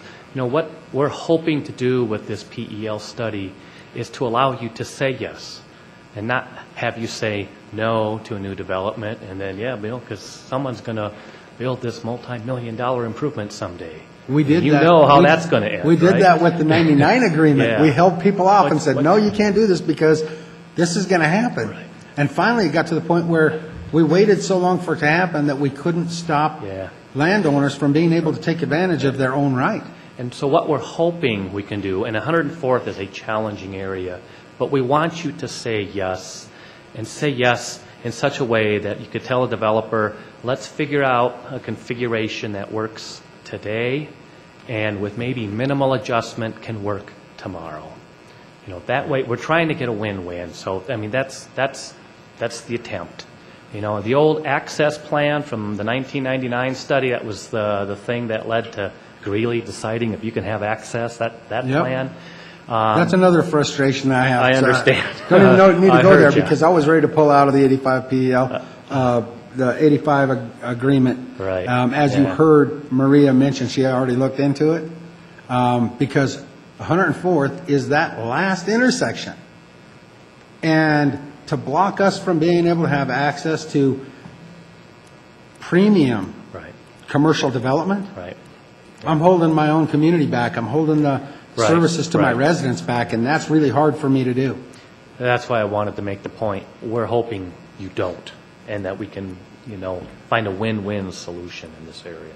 All right, well, just on my end, I saw this in 99. We're seeing it, another scenario now.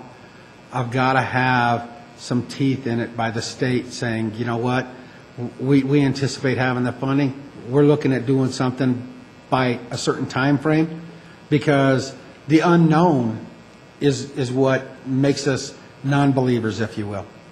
So you guys help me to believe, and that's what you need to do. But right now, I'm not a believer, and that's something that for you to help convince me in as this moves forward. Okay? All right, Mr. Douglas. Yes, I just want to add, and I know we're talking about this for a long time, these conceptions here, they're what you have here and understanding what our development is in the next 10 years. What will really help us out is the grade separation of the trains. We have a tremendous problem. Those are holding our roadways up the most. Right. I'd rather see you come back with some sort of grade separation, working with the railroad, but alleviate some of this traffic, have a better flow. Right. And then just where 85 is, 85 should be start to go up at the 104th and then go over. That way the road can stay where it's at. People can get back and forth. The businesses are there now, won't lose any business. Yeah. 85 needs a level up there. As it ends, and as it's coming down, 100, talk about 120 to go over. So this is just really busy. Right. Part of this would be great here in 76. Yep. That should have happened now because they're just doing construction right now. That should have happened. That should have been going on right now. Right. To bring this back into that design really kind of hurts us because we were like I said, we were told that concept could never happen. You just bring this in here and show that this piece could have been just fine. Right. As far as the 76 piece. So I think I feel the same way as a mayor. I Right. think you got to go back to drawing board because this is not going to help. I mean, Right, and I do want to point out that anytime we have any grade separation through here, we are looking at separating the road from the railroad. No, I mean the railroad from the road, because if you go down south here, and the only reason why it worked in the south because RTD got involved, and they're using the same right-of-way as the trains to use to have the elevation, and they're also help funded that because the cities couldn't afford to do that. Mm-hmm. So I'm talking about the train separating from the road, not the road going over the tracks, but the tracks going over the road. Oh, I see. So making the train go up and over. That's right. That would be a scenario for sure. We haven't looked at that, and what that would take to do that. That is the BNSF. That is their rail line. Right. And we are working with the railroad. That's something that something has come out of the study.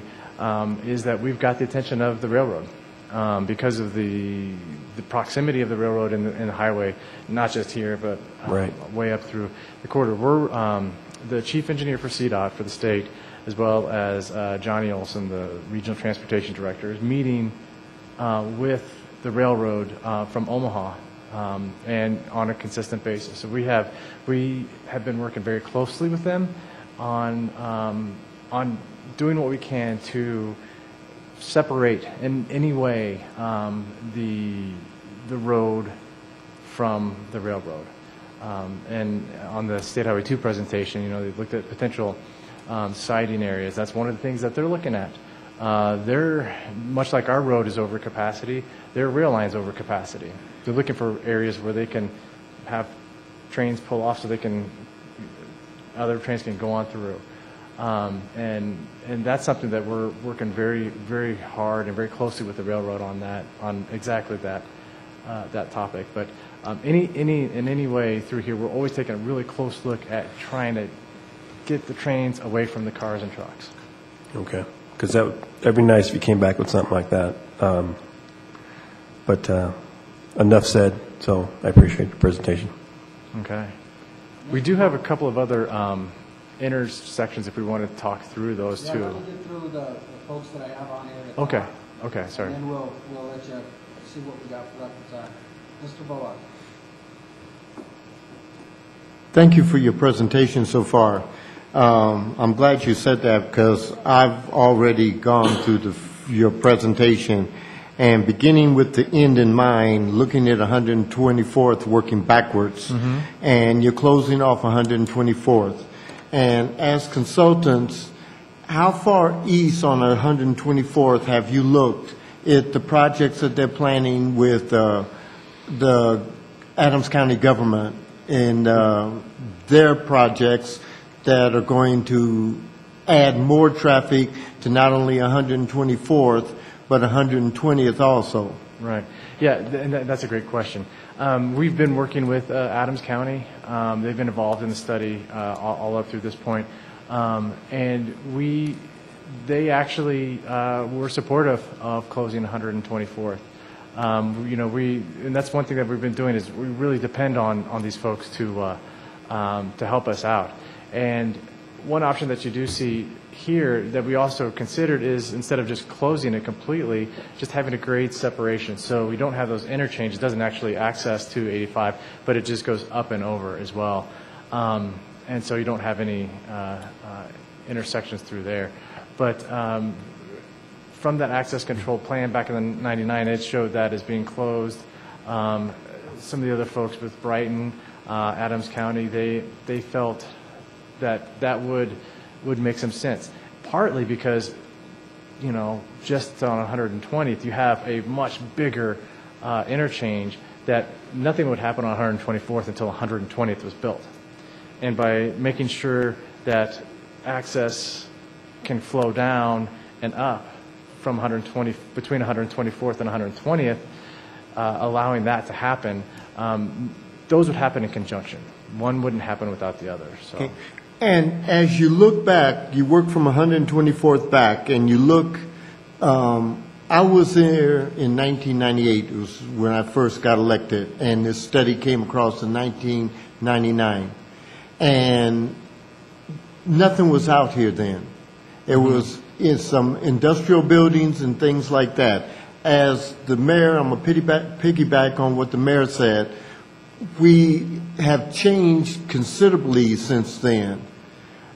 But the state hasn't done nothing except come back time and time again touting this study of 1999, and then we update it. But every time they update it, they're updating it and looking at all the changes that's happened in the areas that they're talking about. And the main areas that, starting with 104th,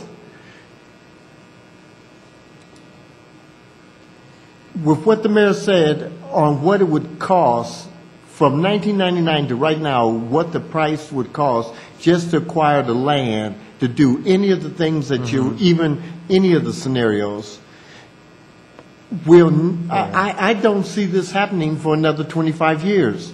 I would rather see if they were going to do anything right now and they say, okay, let's move the traffic on 85, widen 85. Right. You know, let's quit worrying about what's happening to the east and west of 85, because all the traffic's on 85. But if we're going to do anything to push this study, let's widen 85 and work from the backwards there, because we're putting more traffic on 85, but we aren't doing nothing to accommodate it. We built a 470, E470 off of 85, but we didn't do nothing to accommodate. We have all these homes all around 85, but we haven't done nothing to accommodate it, but we see the traffic counts are getting larger and larger. It seems like as we talk about this problem, it just seems to be getting bigger, and we don't have nothing to accomplish. We have a goal, but we have no way of getting to it. Right. And again, I totally understand the frustration with, revisiting something, back from 99.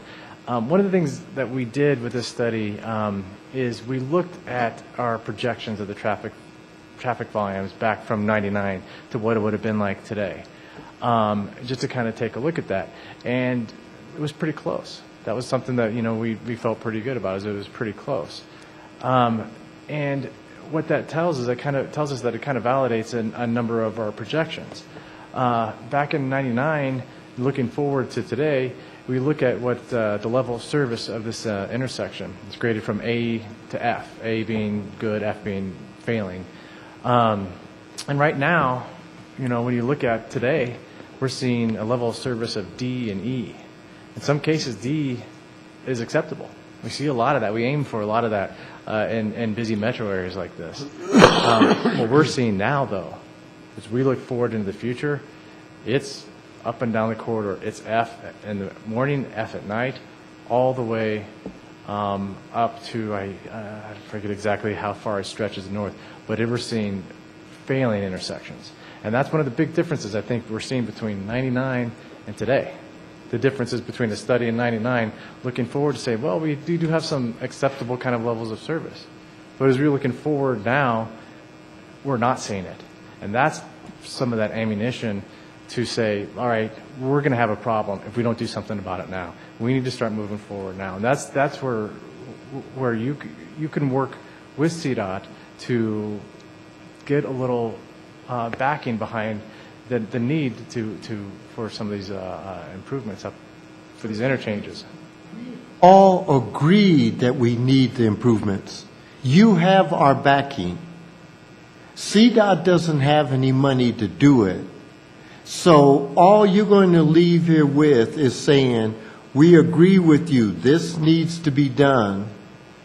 And you'll go and you'll say, well, Commerce City liked our presentation last night and they agree with us, this needs to be done.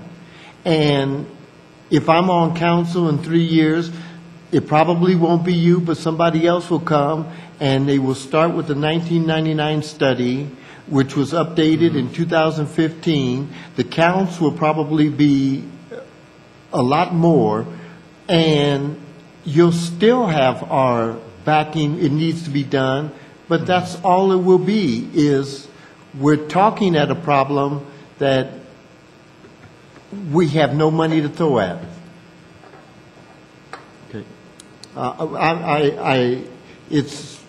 That's it. Okay. Mr. Benson? Yes, thank you. Just to begin, I heard your remarks about the power you think that DRCOG has, and I don't know that I agree with all of that. And correct me if I'm wrong, Brian or Jim or Maria. There's money that comes from the federal government from that 18.5% per gallon tax every year. That's going to continue to come in. Doesn't pay anywhere near what it costs to build or maintain roads, but only about 10% of that goes through DRCOG. Am I correct in that? Anybody? I don't know the exact percentages, but it's probably something close to that. All right. And of course, the way things are done at DRCOG, it's not like, okay, we've got $200 million that we need to dole out to these various projects. So Littleton says that they need $20 million. Well, let's take a vote.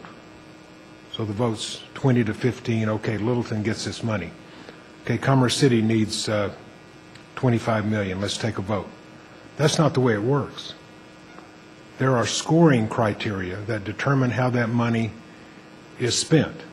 The board finally votes on all these things. Sometimes things are very close, but it's just not done by who has the most mayors or the most members of that board. There's 57 members, and that's just not the way that it happens. You were on DRCOG at one time, weren't you? Yes, I was. Almost 2. Has everything changed that much since you all were on there? No. The votes weighted down south.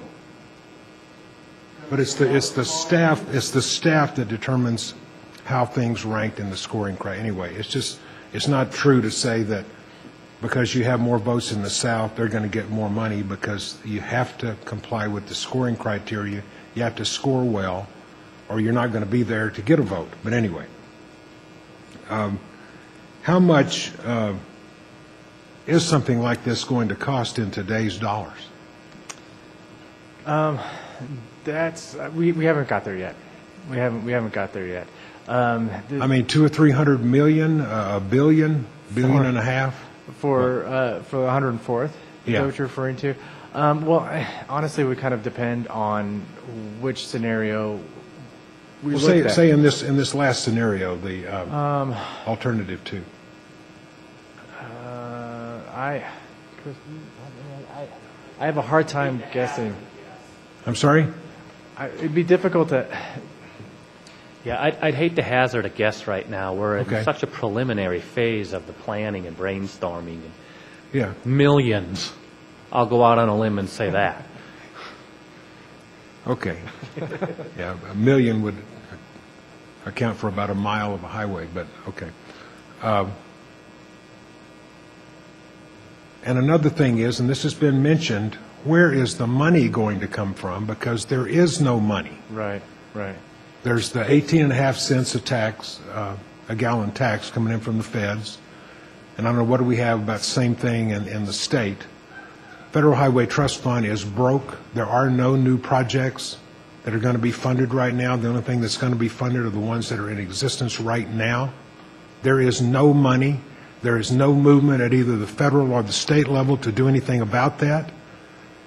And you want to say 25 years, I'm going to say 50 years before this is going to happen. Certainly not going to be in my lifetime. But something's got to be addressed at that end of it. And I don't know if anybody's trying to convince our state legislators we got to either increase the gasoline tax or go with a road usage charge or whatever, but something's got to be done, and there's not going to be any money for anything, and this is all just a complete imaginary scenario, because there just is no money to do anything new. Right. And I don't see any effort being made at either the federal or the state level to do anything about that. Do y'all have any, is there any effort being made in this state or at the federal level that you know of? CDOT is always looking at innovative ways to fund projects. I'm trying to think. But it's going to take legislation in order to do it. Absolutely. And it would take likely voters to approve the taxes, which, as you know, is a challenge. A few years ago, CDOT had the Blue Ribbon Panel look at different ways to do that. Was a vehicle miles traveled tax. You're seeing that in other portions of the U.S. Oregon. Increasing. Oregon just started a pilot program first of this month. Right. There's always That's been the only state that I know. Right. There's always been talk about a percentage of the gas tax rather than a flat rate on the gas tax. So there's those discussions have been going on. Me personally, I don't know exactly where those stand, and exactly what's been And the happening. reason you don't is because they don't stand any place, I don't think. I don't think that you're ignorant of where they stand. I think that there just isn't, nobody's willing to face that issue. All the politicians are afraid if they vote for it, that they're going to be defeated at the next election. Right. Well, and I'm thinking the only thing that's going to get people's attention is if one day CDOT comes up and says, we're going to shut down I-25 at I-70, and see if that gets people's attention. Right. That's the only thing that's going to do it, I think, because I see no movement. I talk to people in the legislature, federal and state. It's just not something that they're willing to face up to, and we still have that 18.5%. Yeah, and you're right. It's something it's not unique to Colorado. I mean, it's not unique to this area on 85. It's not unique to. It may not be state. unique, It's but Colorado is at the bottom end of that because we've got the Tabor Amendment. Other states can just pass a law that says the gas tax is going to be increased. We can't do that. It's got to go to the public. But I don't know. But you're right. I'm going to be dead before the whole infrastructure collapses anyway. So why should I worry about it? I don't know. But it's a challenge that we're all trying to face and trying to spend that money as wisely as we can and prioritizing areas like this. It's going to hopefully grab portions of that money and apply it to where it's needed. May I add one other comment? Sure. I know it's hard. There's kind of a mindset of, boy, why spend effort on a plan when how are you ever going to pay for it? My goodness. On the other hand, if you don't have a plan and there's a funding program available, you're not in a position to go apply for getting a piece of it. It's good to have a plan. So it is good to have a plan, even though you might think, boy, getting this done is a really challenging task. And if you mention a toll road or an express lane, the people in Boulder go berserk. It's like, how are you going to pay for that road unless it's with a toll road or with an express lane? Well, we don't like toll roads, okay? Then you don't like roads, I guess. Anyway, that's all I had. All right, we're going to move on to Councilwoman Carson. 50 years. I'll try to be short. I don't think you planned on standing there for 2 hours. This area that we're talking about, this is my ward, and I keep listening to traffic flow and how to get people from the north to the south, and there's no money. I can't help but I think of the community that I live in and the impacts of some of this on that community that I'm not sure that CDOT looks at. I'm not sure that I've heard any of this, how it makes the quality of life better for people who are living in Bell Creek or in River Run. As Mr. McEldowney pointed out, what this actually could do to Bell Creek and to the dunes. I live in River Run. You shut 124th down. I'm sure you don't know that we become prisoners of our own community and we cannot get out unless you can perform miracles and make the UP quit parking its trains for hours a day on 112th or 120th. I don't know. I know you do traffic studies of 85, but are you really doing traffic studies of 124th and 120th? Because living there, and the mayor lives there, he can tell you the traffic on those two streets has increased by probably triple in the last 2 years. I don't think it's a wise move to shut 124th down. And I do think that with a lot of what has been presented here tonight, it could have a not a very good impact on my ward, so. Right, and, CDOT absolutely tries to look at what effect it would have on a community, tries to maintain the character as much as we can. But also, what CDOT's charged with is, making sure those citizens can move freely, have some mobility, and move about safely. Safely, there you go. Let's do that study, because that's one of the most dangerous highways. Oh, absolutely. And this is one of the higher, like I think I said this, 104th is like one of the highest accident locations that we're seeing in the corridor. And by grade separating, providing those movements, taking that signal out, it does, one of the things it can do is can reduce those accidents. Really try to kind of separate those movements, separate the conflict points through there. And so that's something that I believe the citizens would benefit from, is an increase in safety. Well, once again, you're talking about 104th, which really, it has a huge impact on Reunion and the new part that is to the south of where I live. But where I'm at, we use 104th when we can't get out of our community, because we either have to go to 124th or we go down to 104th. Right. Those really are not the cross streets that I'm referring to you about the communities that you're really going to have some kind of an impact on. Right. So you're talking about on the east side of the tracks. Is that what you're saying? Right. And again, coming back to like 124th, if the only time that would ever be shut down is if we build that grade separation at 120th. And included in that grade separation is, like we've talked about, separating the railroad. So say their trains are parked there.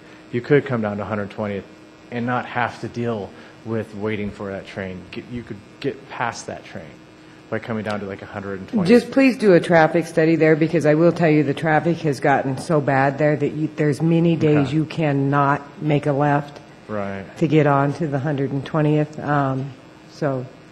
Please pay attention to what that side traffic is. Okay, absolutely. Thank you. Thank you. Thank you. I know you're obviously hearing a lot of the pent-up frustration, and based on your analysis, you know that we have significant impact from our southerly border to our north border in terms of this corridor. We need to take your advice, and we need to advocate very carefully with this, which means we need to get your plan baked. So my first question is, what is the current goal for having a plan in place? The timing-wise? Yeah, the current goal is we're looking to complete this by the end of the year. Okay. That's really what we're trying to shoot for. By, again, trying to select some of these different options, narrow it down as closely as we can for each different scenario, documenting that and getting that through the Federal Highway Administration process. We're hoping to get everything done by the end of the year. So thank you. On that note, how far south is your analysis going? Are you cutting off at 85/76? Or are you going? The southernmost improvement that we're looking at is 104th. Okay. And 76. There's part of the modeling that does look at traffic movement from the south, to and from the south, but that's a relic to making sure that the traffic model is accounting for all the regional movements and whatnot. Okay. So quickly, a comment to staff. It sounds like, Mr. City Manager, I think one of the things that needs to happen is we need a follow-up meeting with the CDOT representative who couldn't be here tonight. And I think third, we need to talk about how this feeds into our 2016 advocacy in terms of leveraging this plan. And not only at the federal level, but with our state delegation as well. This is probably one of the more critical things that we could be talking about in terms of making sure that we do have a seat at the table. I mean, we talked and have heard lots of comments tonight about how difficult it is to get those collectives together to help sway. Clearly, we need to make sure that that's happening in spades. this next comment is both for staff and I think for you all to take back. We talk about your analysis and showing that much of your analysis is proven true, and these intersections are showing higher usage, correlating to your plan, et cetera. One of the things that I think your planning probably didn't account for, or the overall analysis doesn't account for, is where communities start to get in trouble with their ability to move through these intersections, they begin to invest on their own, right? So looking at 104th and 85, where we've spent millions of dollars to try and improve that intersection, for every delay that is faced by CDOT in improving these corridors, communities are having to step up and spend that money. And then we're going to have to spend the money later to do it right. Right. So it's the very same taxpayers paying to do it the first time and the second time and the third time. Right. So one of the things that I think has to be considered, and this goes back to my earlier comment on looking wider, how do we look at this in a way that says, how do we build it once? Or build it in a more intelligent phase, as opposed to letting us go down this path of building out 104th as we have, and in theory, assuming the money showed up tomorrow, you're going to tear it all up and do it over again. So clearly we have some work to do. I think we probably all have the same comments on the subsequent illustrations that we did on the prior illustrations. So, I mean, I don't know that we need to go any deeper into those. I think that we understand the approach that you guys have taken. I think, again, my big question was, when is the plan? It's good to hear that it is intended to be delivered this year. And then, obviously, for us to be able to leverage that in ongoing dialogue. Does that make sense?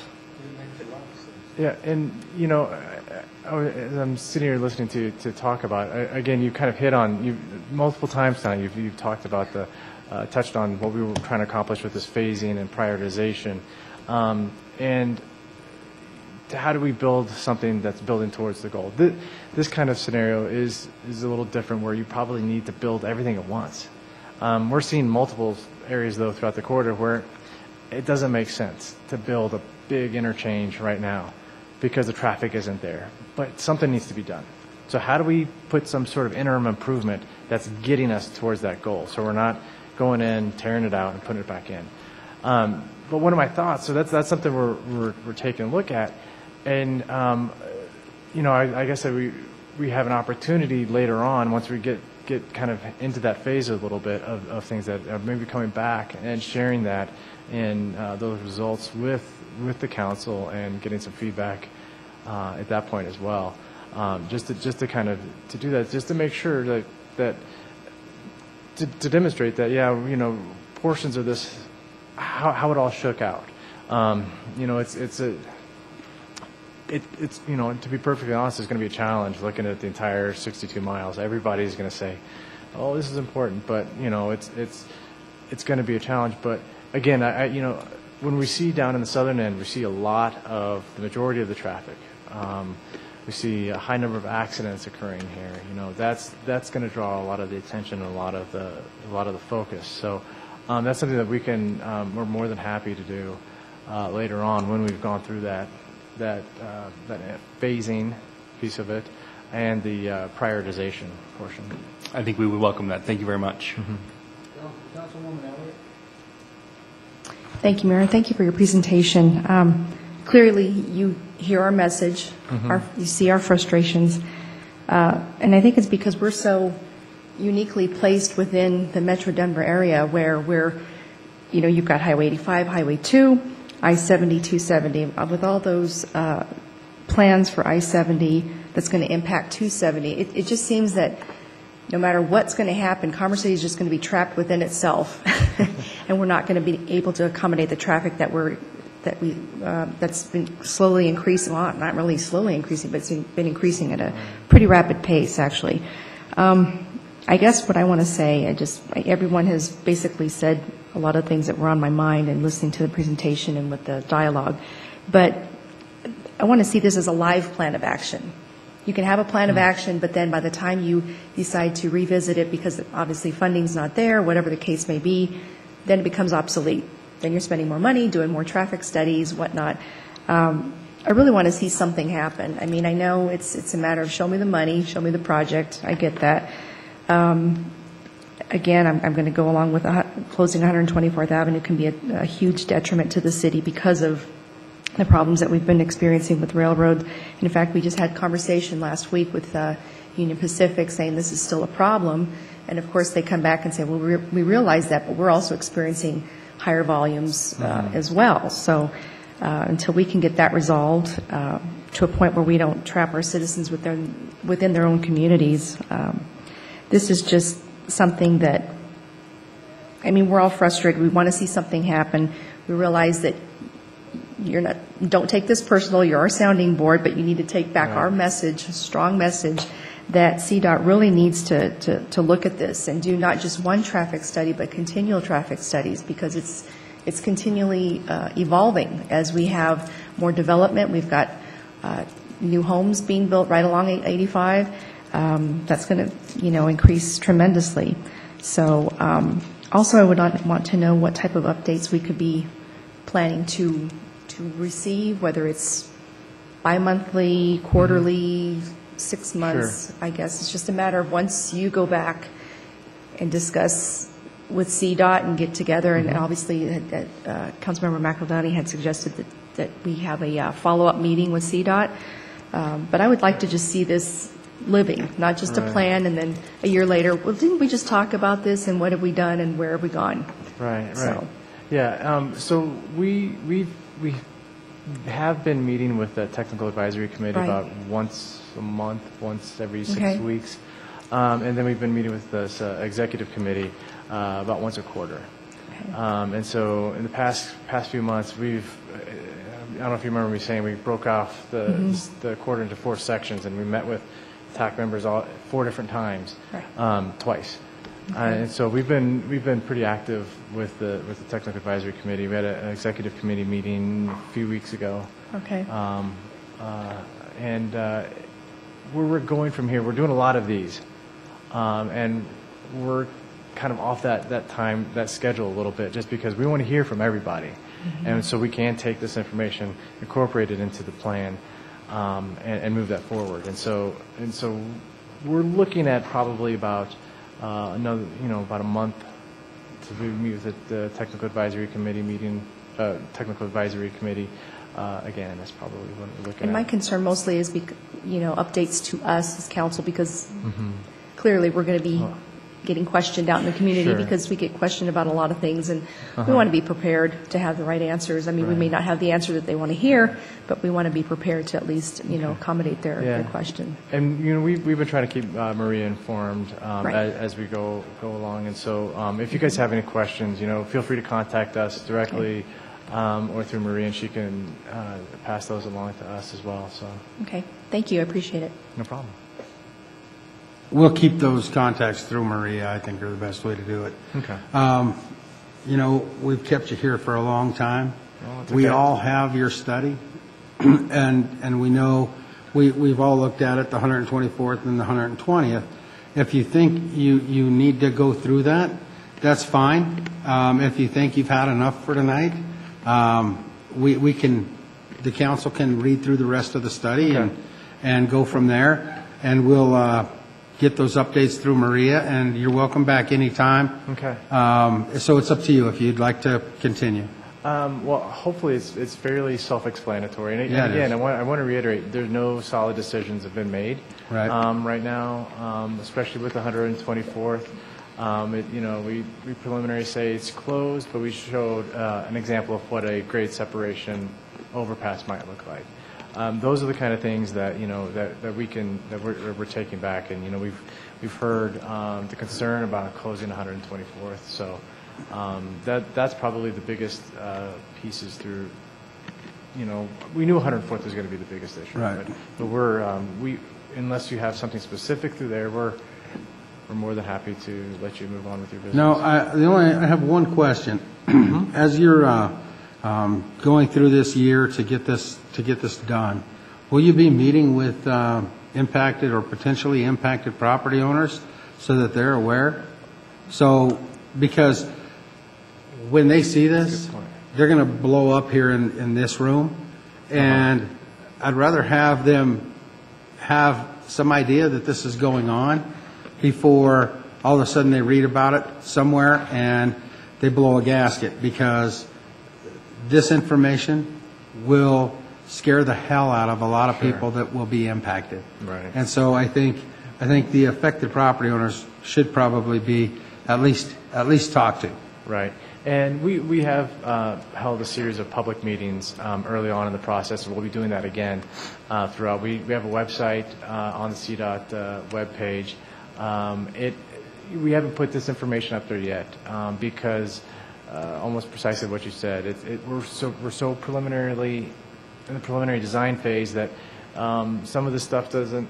Some of those lines are exaggerated. We haven't gone through some of the minimization process, and so we don't want to put forward something to the public that is is going to scare them too much. And you've already had some public meetings, because I haven't heard about them. We had a public meeting. I forget exactly when it was, but we did have we had 3 public meetings throughout the quarter. One in Brighton on the southern end. We had one in Greeley, and then one up in Pierce, north of Greeley. All right, well, with this being the most impacted from a traffic perspective, I think that it would be good if we accommodate the opportunity for you to do a public meeting in this general area, so that people in our community will have a chance to at least weigh in. Okay. Okay? I mean, when we're talking about this being that intersection that has the highest number of traffic counts and one of the top 3 impacted areas, I think it's only fair that we have a public meeting, a public opportunity for residents and property owners in this corridor to be able to have it locally here in Commerce City and have some dialogue. Other than that, I would just thank you for coming in. Thank you. And ask that the council read the rest of the presentation. All right. Well, thank you. Appreciate it. Thank you. Appreciate the feedback. Yep. Have a good night. Thanks, you too.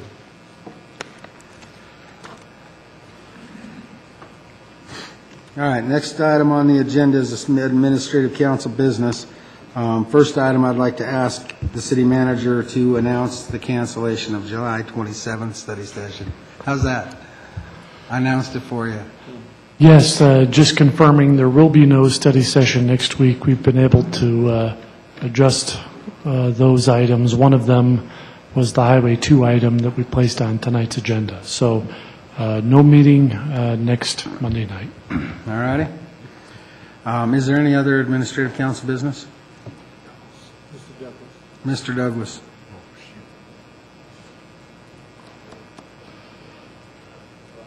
My button won't work there. Yes. Sorry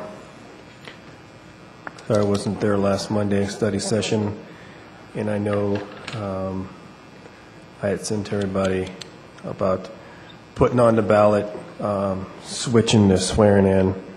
We'll take an oath of office at the beginning of the year, since, just say for instance, this year, November, and we'll take office until January. And that's how it looks like in calendar anyway, that it's from the January till December. That's how it should be. And I was just kind of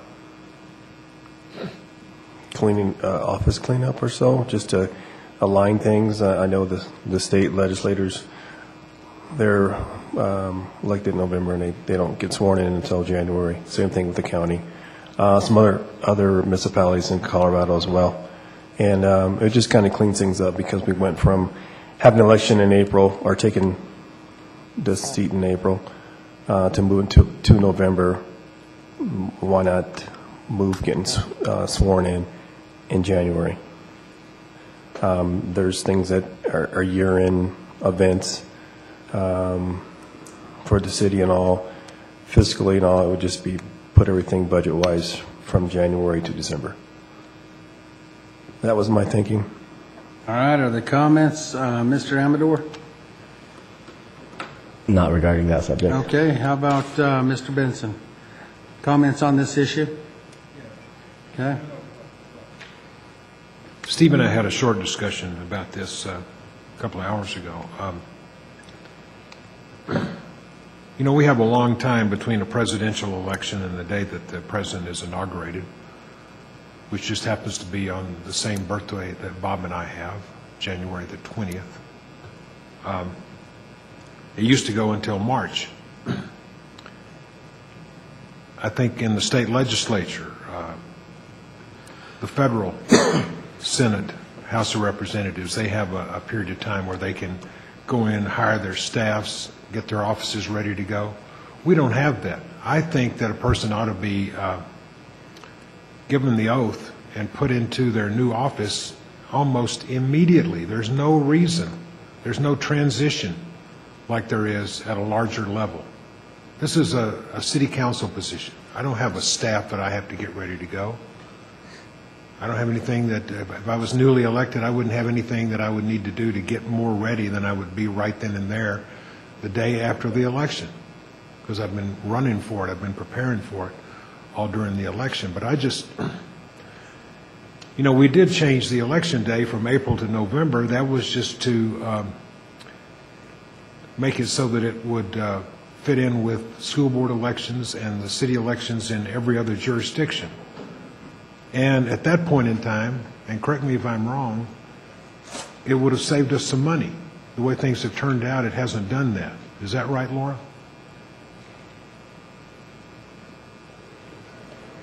Actually, other than the 2008 presidential, the 2008 presidential election, which was, we saw turnouts that we haven't seen in a very long time. Right. It has saved us money. It has what? It has saved us money. Okay. Well, good. That was one of the reasons why I wanted to do that. But what's the reason for it, Steve? I mean, what? The reason is just to line it up where we actually take office the next year, which we do, and that's the way it looks on the calendar. Just going from a full calendar year, January to December. Start in January, and then you're gonna your term is up that year, and so the first. Well, I know the first meeting the first meeting in January. That's when the other people get sworn in. That's when congressmen and senators get sworn in. Is that when our state legislators get sworn in? I don't know. The county does as well. So does our state. Yes.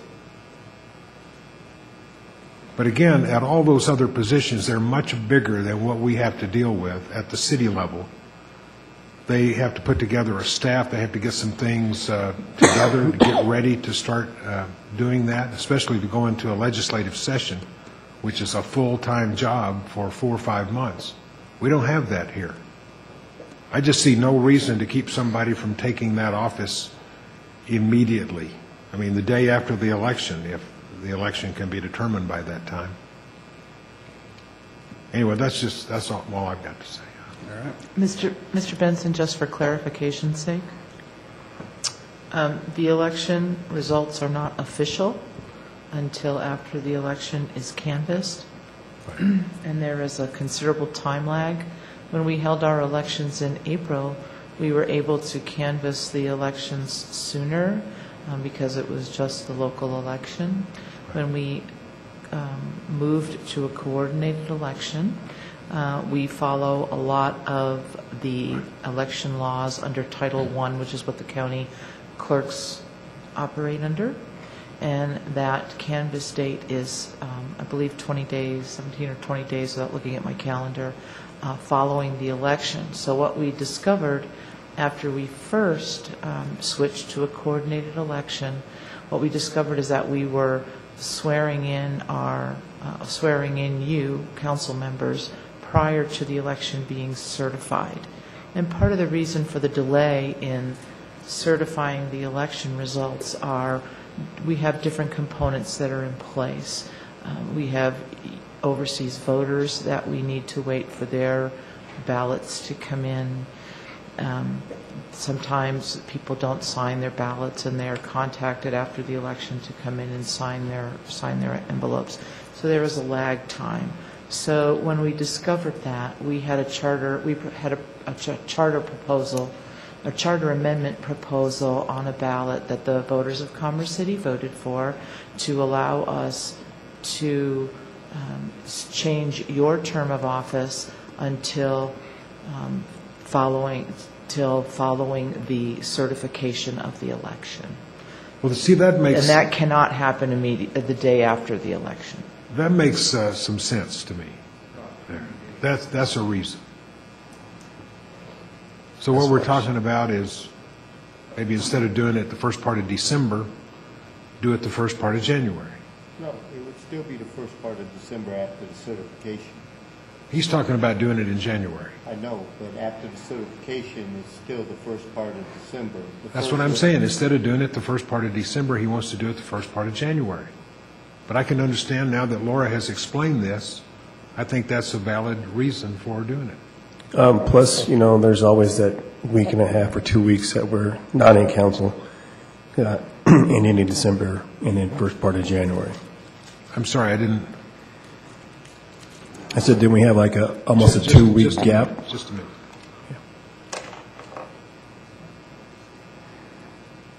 Because I don't want to hear any comments over there about not being able to hear, okay?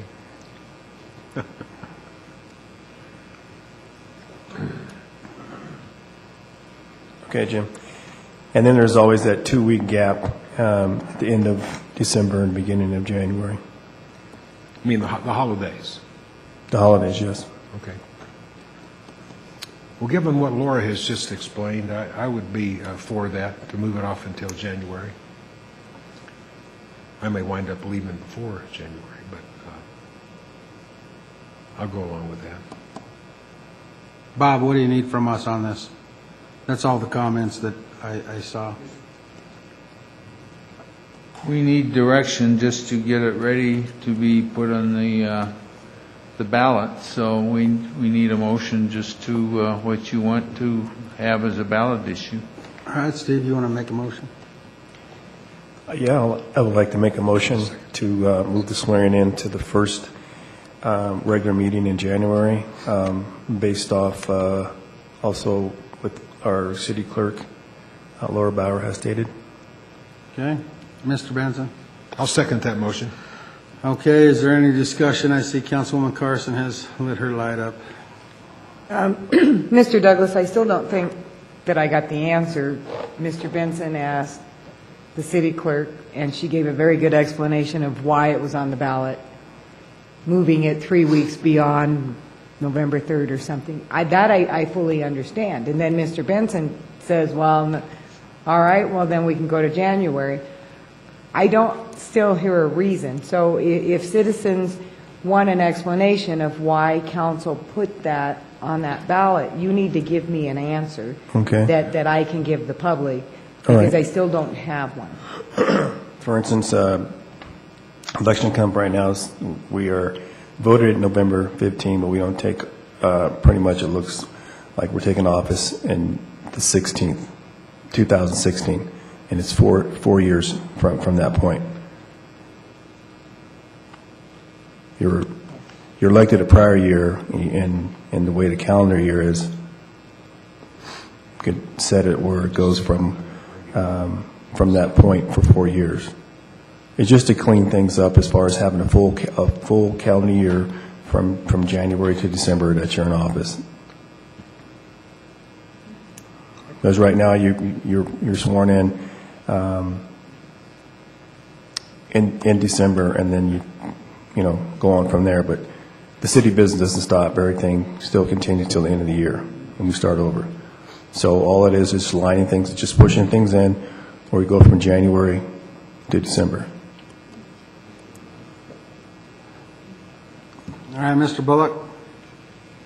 I'm going to vote no against this because I still haven't heard a reason why we would change the charter. To keep saying just to clean things up is not a reason. It's not the reason. I could understand it if there was so much you had to learn by this time, but to say we're going to start from January to January, so it's a clean calendar year, is not a reason, because from December to December is a clean calendar year also. So, Ms. Carson said, give me a reason, and you said that, but you still haven't given her a reason, except you say it's to clean things up, and nothing is messy. I mean, if it isn't broke, let's quit fixing things just to have elections.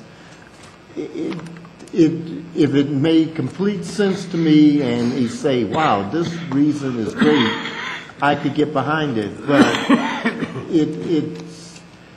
to me, it just sounds like if there was a council person that didn't get elected, they knew they would get paid through the year. So even though they would be out, they say, for 2 weeks at Christmas, they would still get. So I need a better reason instead of less. It cleans things up.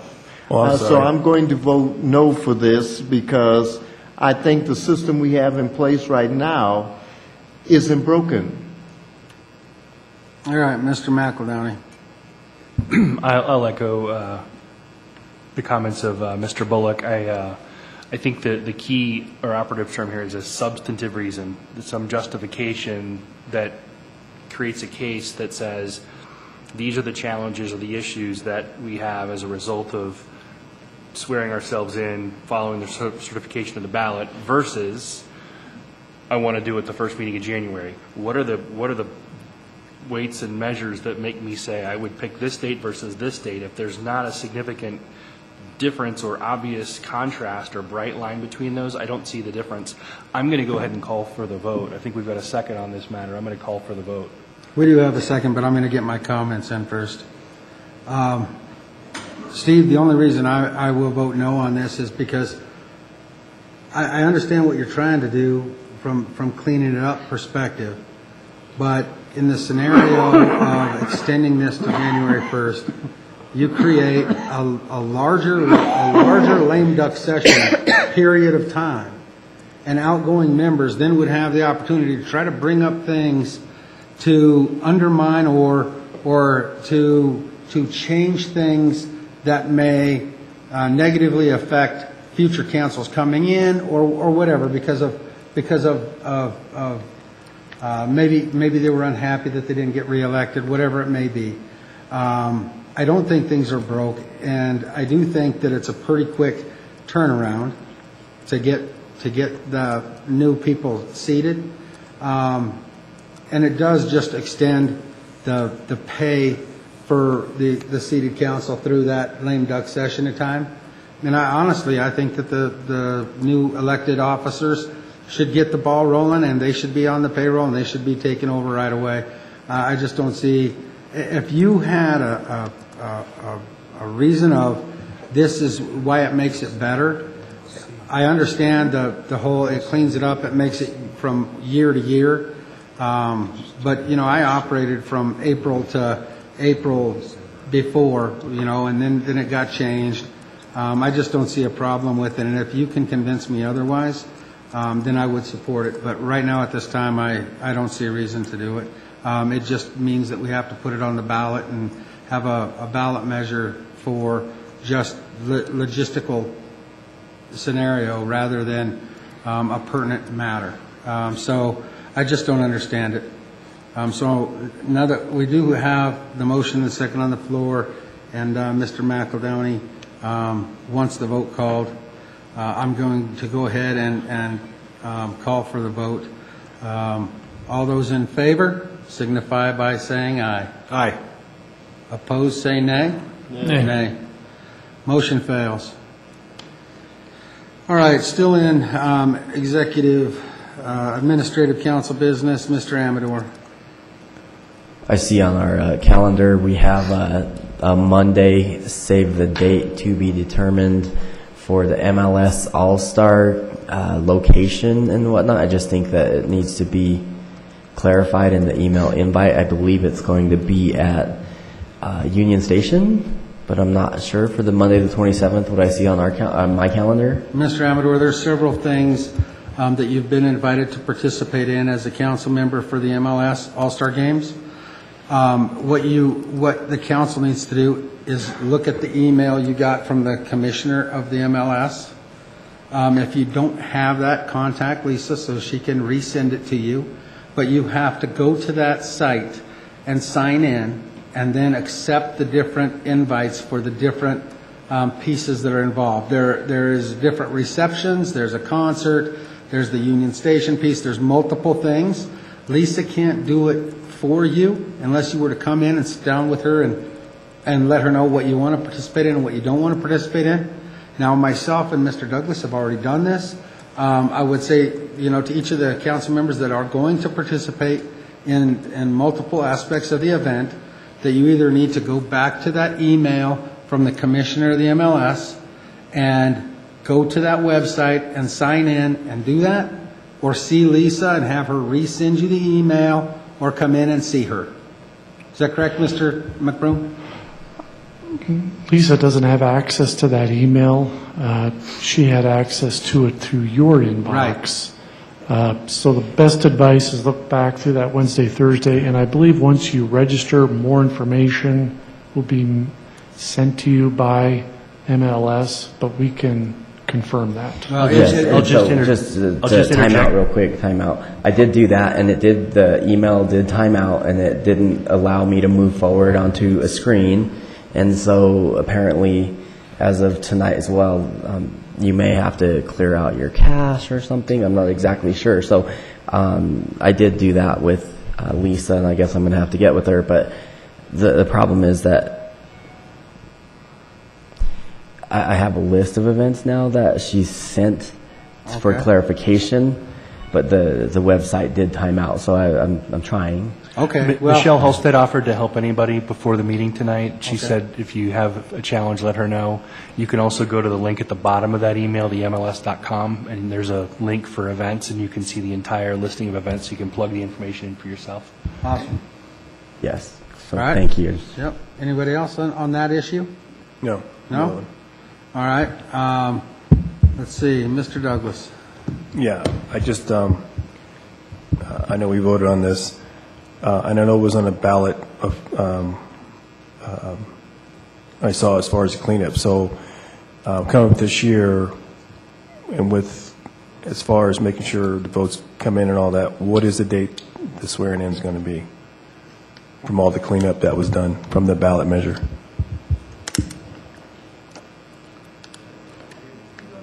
I don't believe I have the swearing in on my, it would be the second, according to the charter, it is the second regular business meeting after, hold on a second, I just had the calendar up, after the canvass of the vote, which is 17 days after the election. Hold on a moment.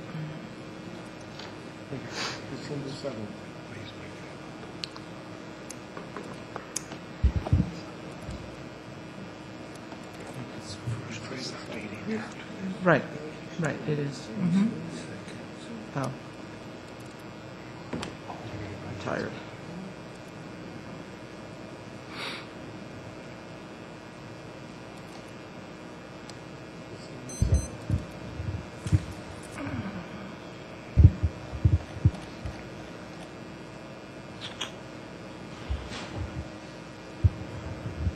Mayor? The deadline to complete the canvass is November 20th. So then it would be the next regular business meeting following November 20th. So I need a second to pull up my calendar, my calendar. All right, thank you. I got a couple administrative council business. Okay. There's still vehicles trying to access 88th and Tower. They're actually going that way. The barrier is not preventing people from accessing that road. If we can do a better job of now allowing that traffic to happen. Then I've gotten several calls for trucks driving down 61st, and I know that's not our truck route that's down in the core city here, but there was a lot of heavy traffic on 61st.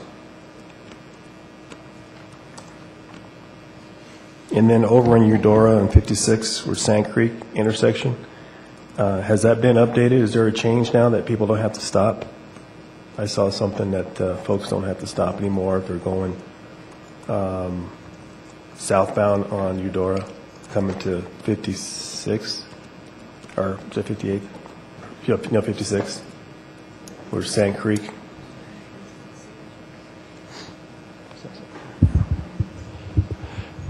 I'm not familiar with that intersection, but we can certainly check it.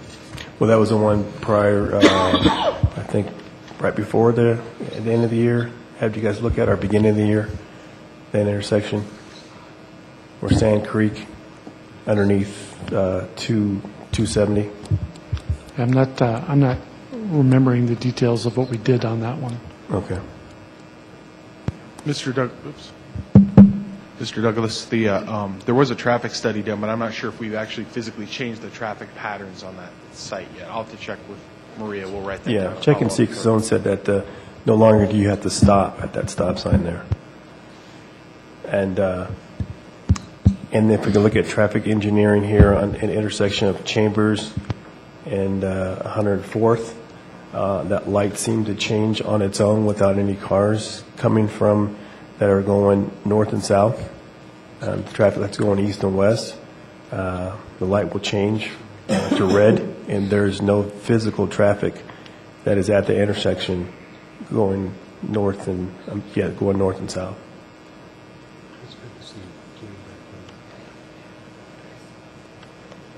Because before it wasn't operating that way, and just the last few weeks it's been doing that. Late at night, early in the morning, and before it didn't do that at all.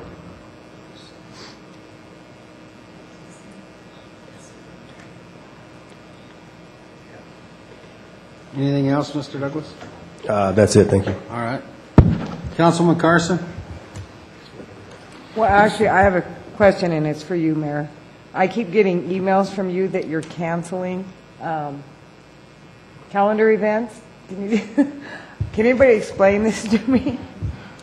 Occasionally, when Lisa sends out calendar invites, she inadvertently sends them from the mayor's calendar. So when she does that, she cancels those and resends them under that res council event. And the reason she does that is if she sends it from the mayor's calendar, the mayor will get all the responses to the calendar invite. So it's just an error on our part, and so she's That's canceling fine, it. as long as I just It's didn't not want me. the mayor out there canceling everything that's going on. It's so. not me. It's not me.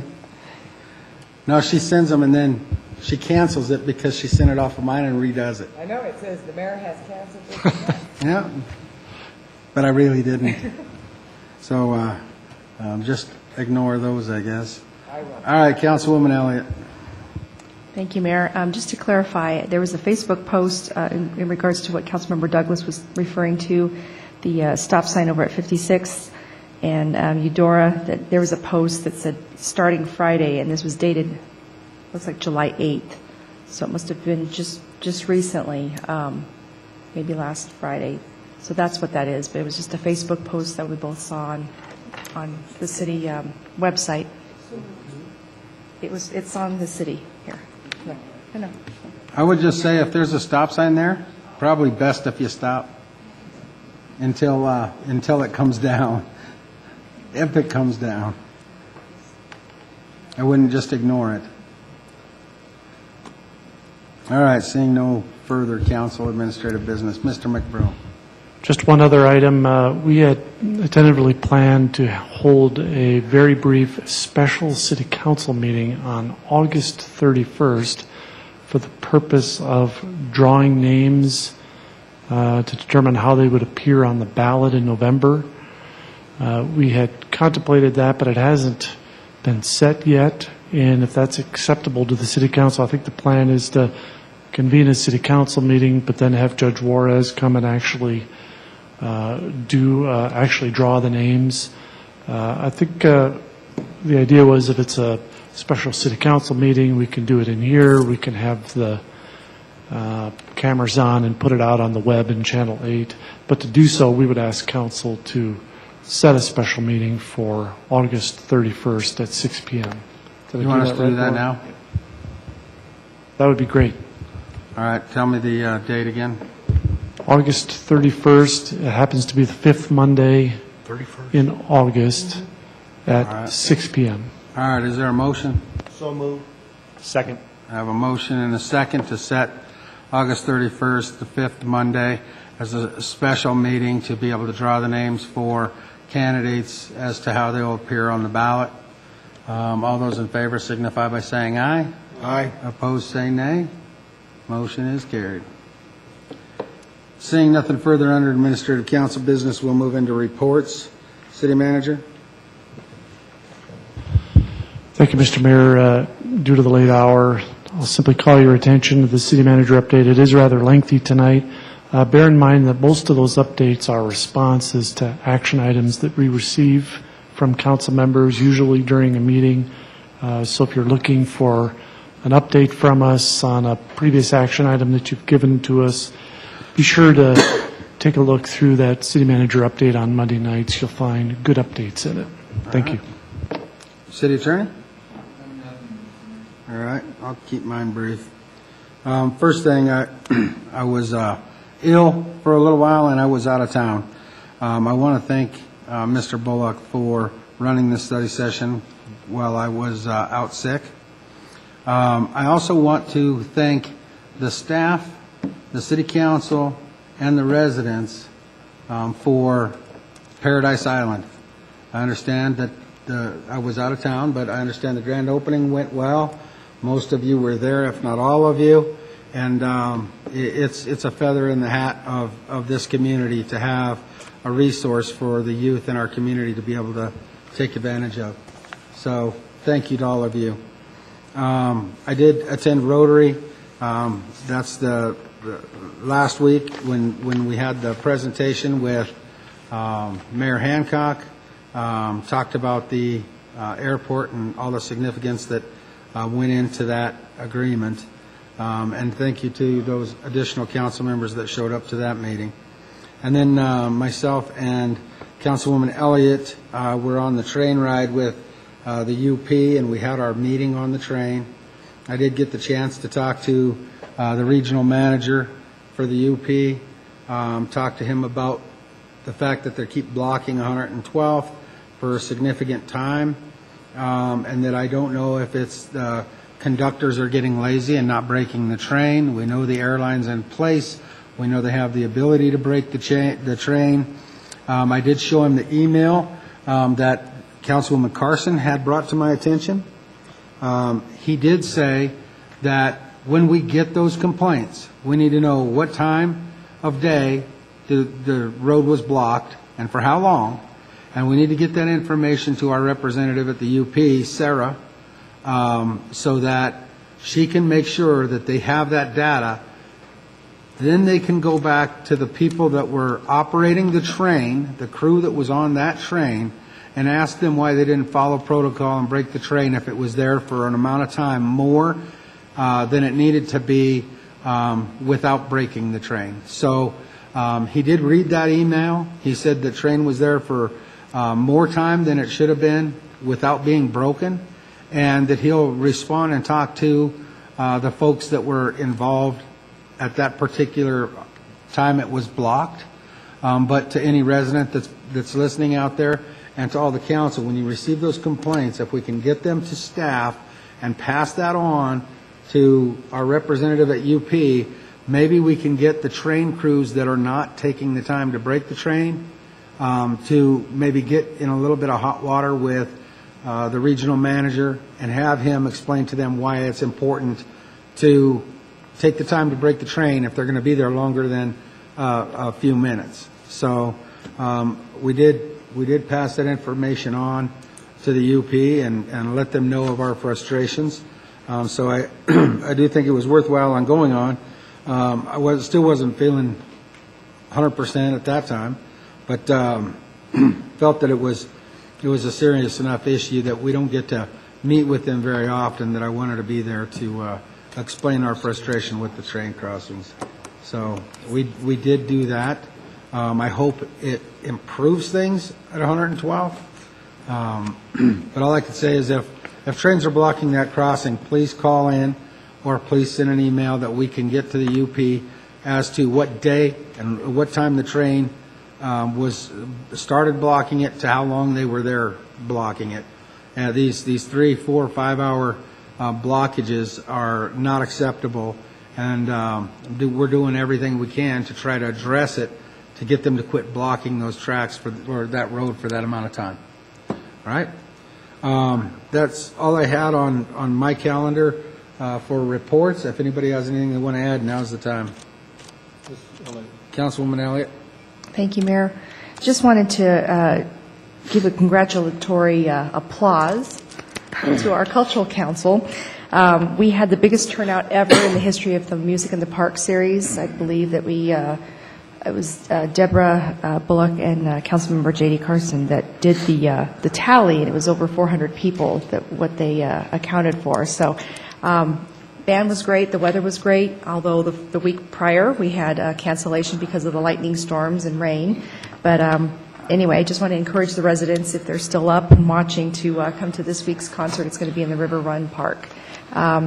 Also, just to kind of add on to Mayor Ford's comments about the UP issues, I did talk with Sarah Cassidy at the beginning of the ride and told her that it was really important to us, that Mayor Ford would basically give her more information, but she was very helpful with resources. It doesn't solve the problem, but at least they're understanding that we're very concerned about this. So between the two of us, I think we probably tag-teamed them a little more than they needed to be, but they just need to know that this is a serious issue in our community. Other than that, that's it. Thank you. Mr. Douglas? Yes, I want to thank our residents for allowing me to go to Miami on this IBTTA and the council. I learned a lot being a alternate member, being on that board, and knowing how things work with our E470 authority.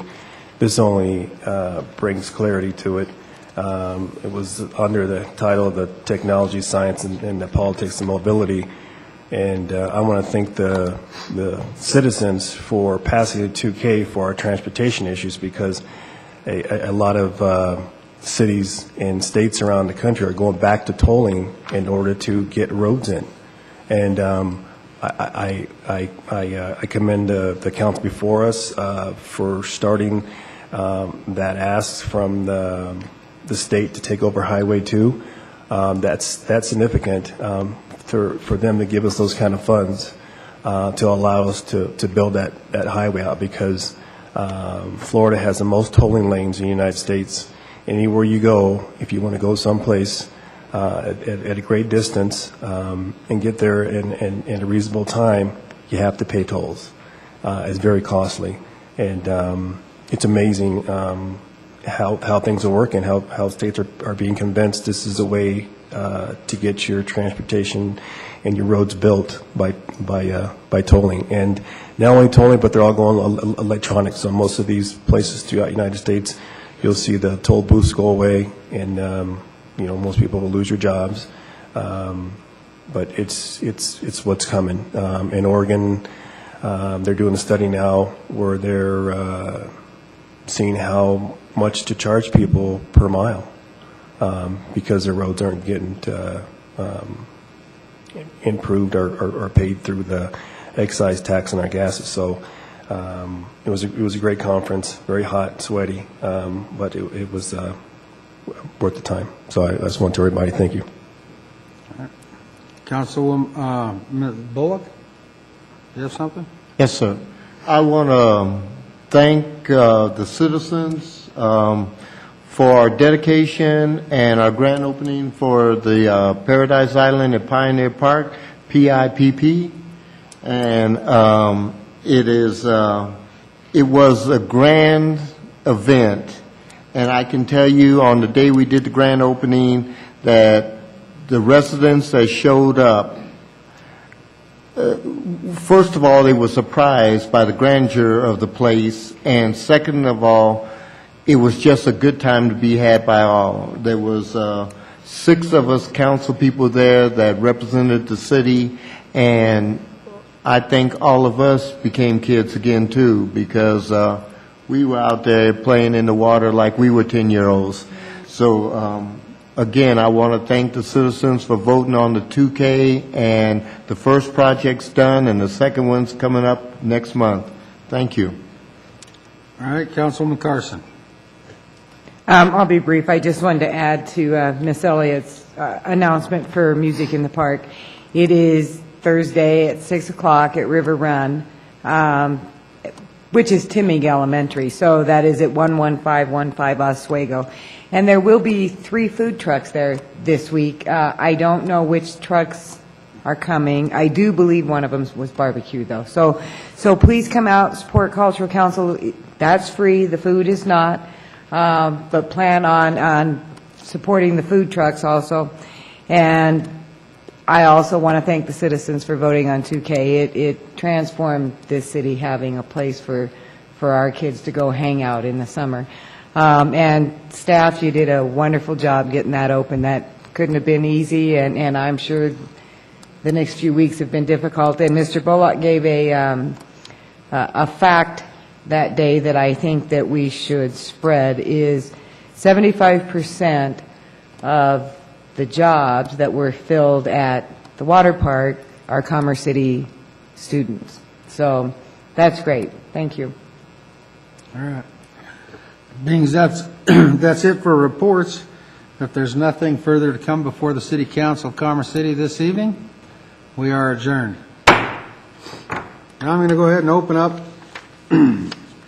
the Urban Renewal Authority meeting. I'm going to call the meeting to order. Ask the secretary to call the roll.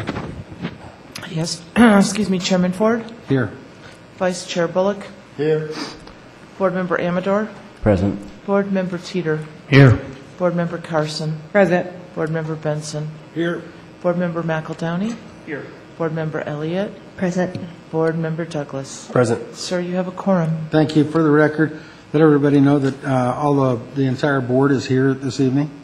We have one item on the agenda. It's a resolution URA-2015-02. Does anybody on the board have any questions regarding this resolution? Seeing nobody? I'm open for a motion, Mr. McEldowney. Mr. Chairman, I would move to approve Resolution URA 2015-02. Thank you. Mr. Bullock? Second. Thank you. Is there anyone in the audience who would like to address the board before we move forward on this resolution? Come forward, please.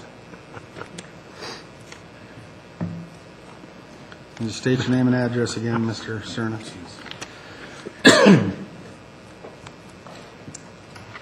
Guillermo Serna, 14122 East 102nd Place, Commerce City, Colorado, 80022.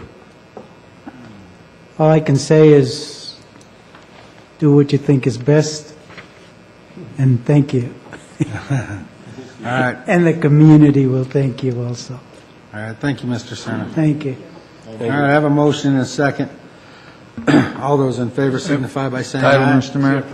No, it doesn't say title on here, but if you want to read it, go ahead. You should read it, though, anyway. All right. Well, read the title, Mr. Gaylor. Yes. I'll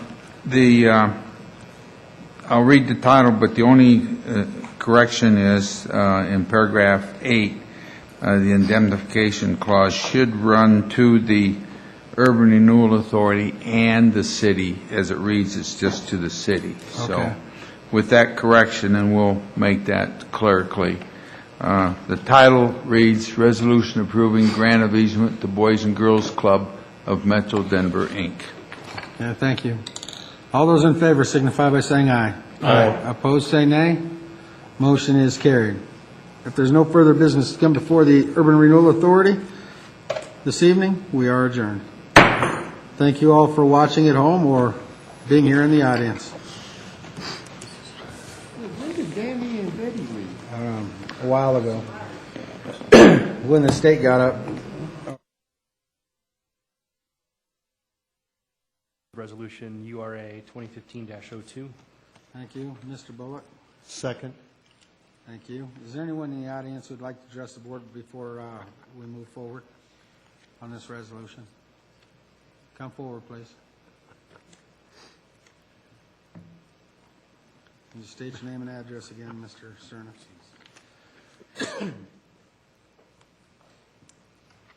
Guillermo Serna, 14122 East 102nd Place, Commerce City, Colorado, 80022.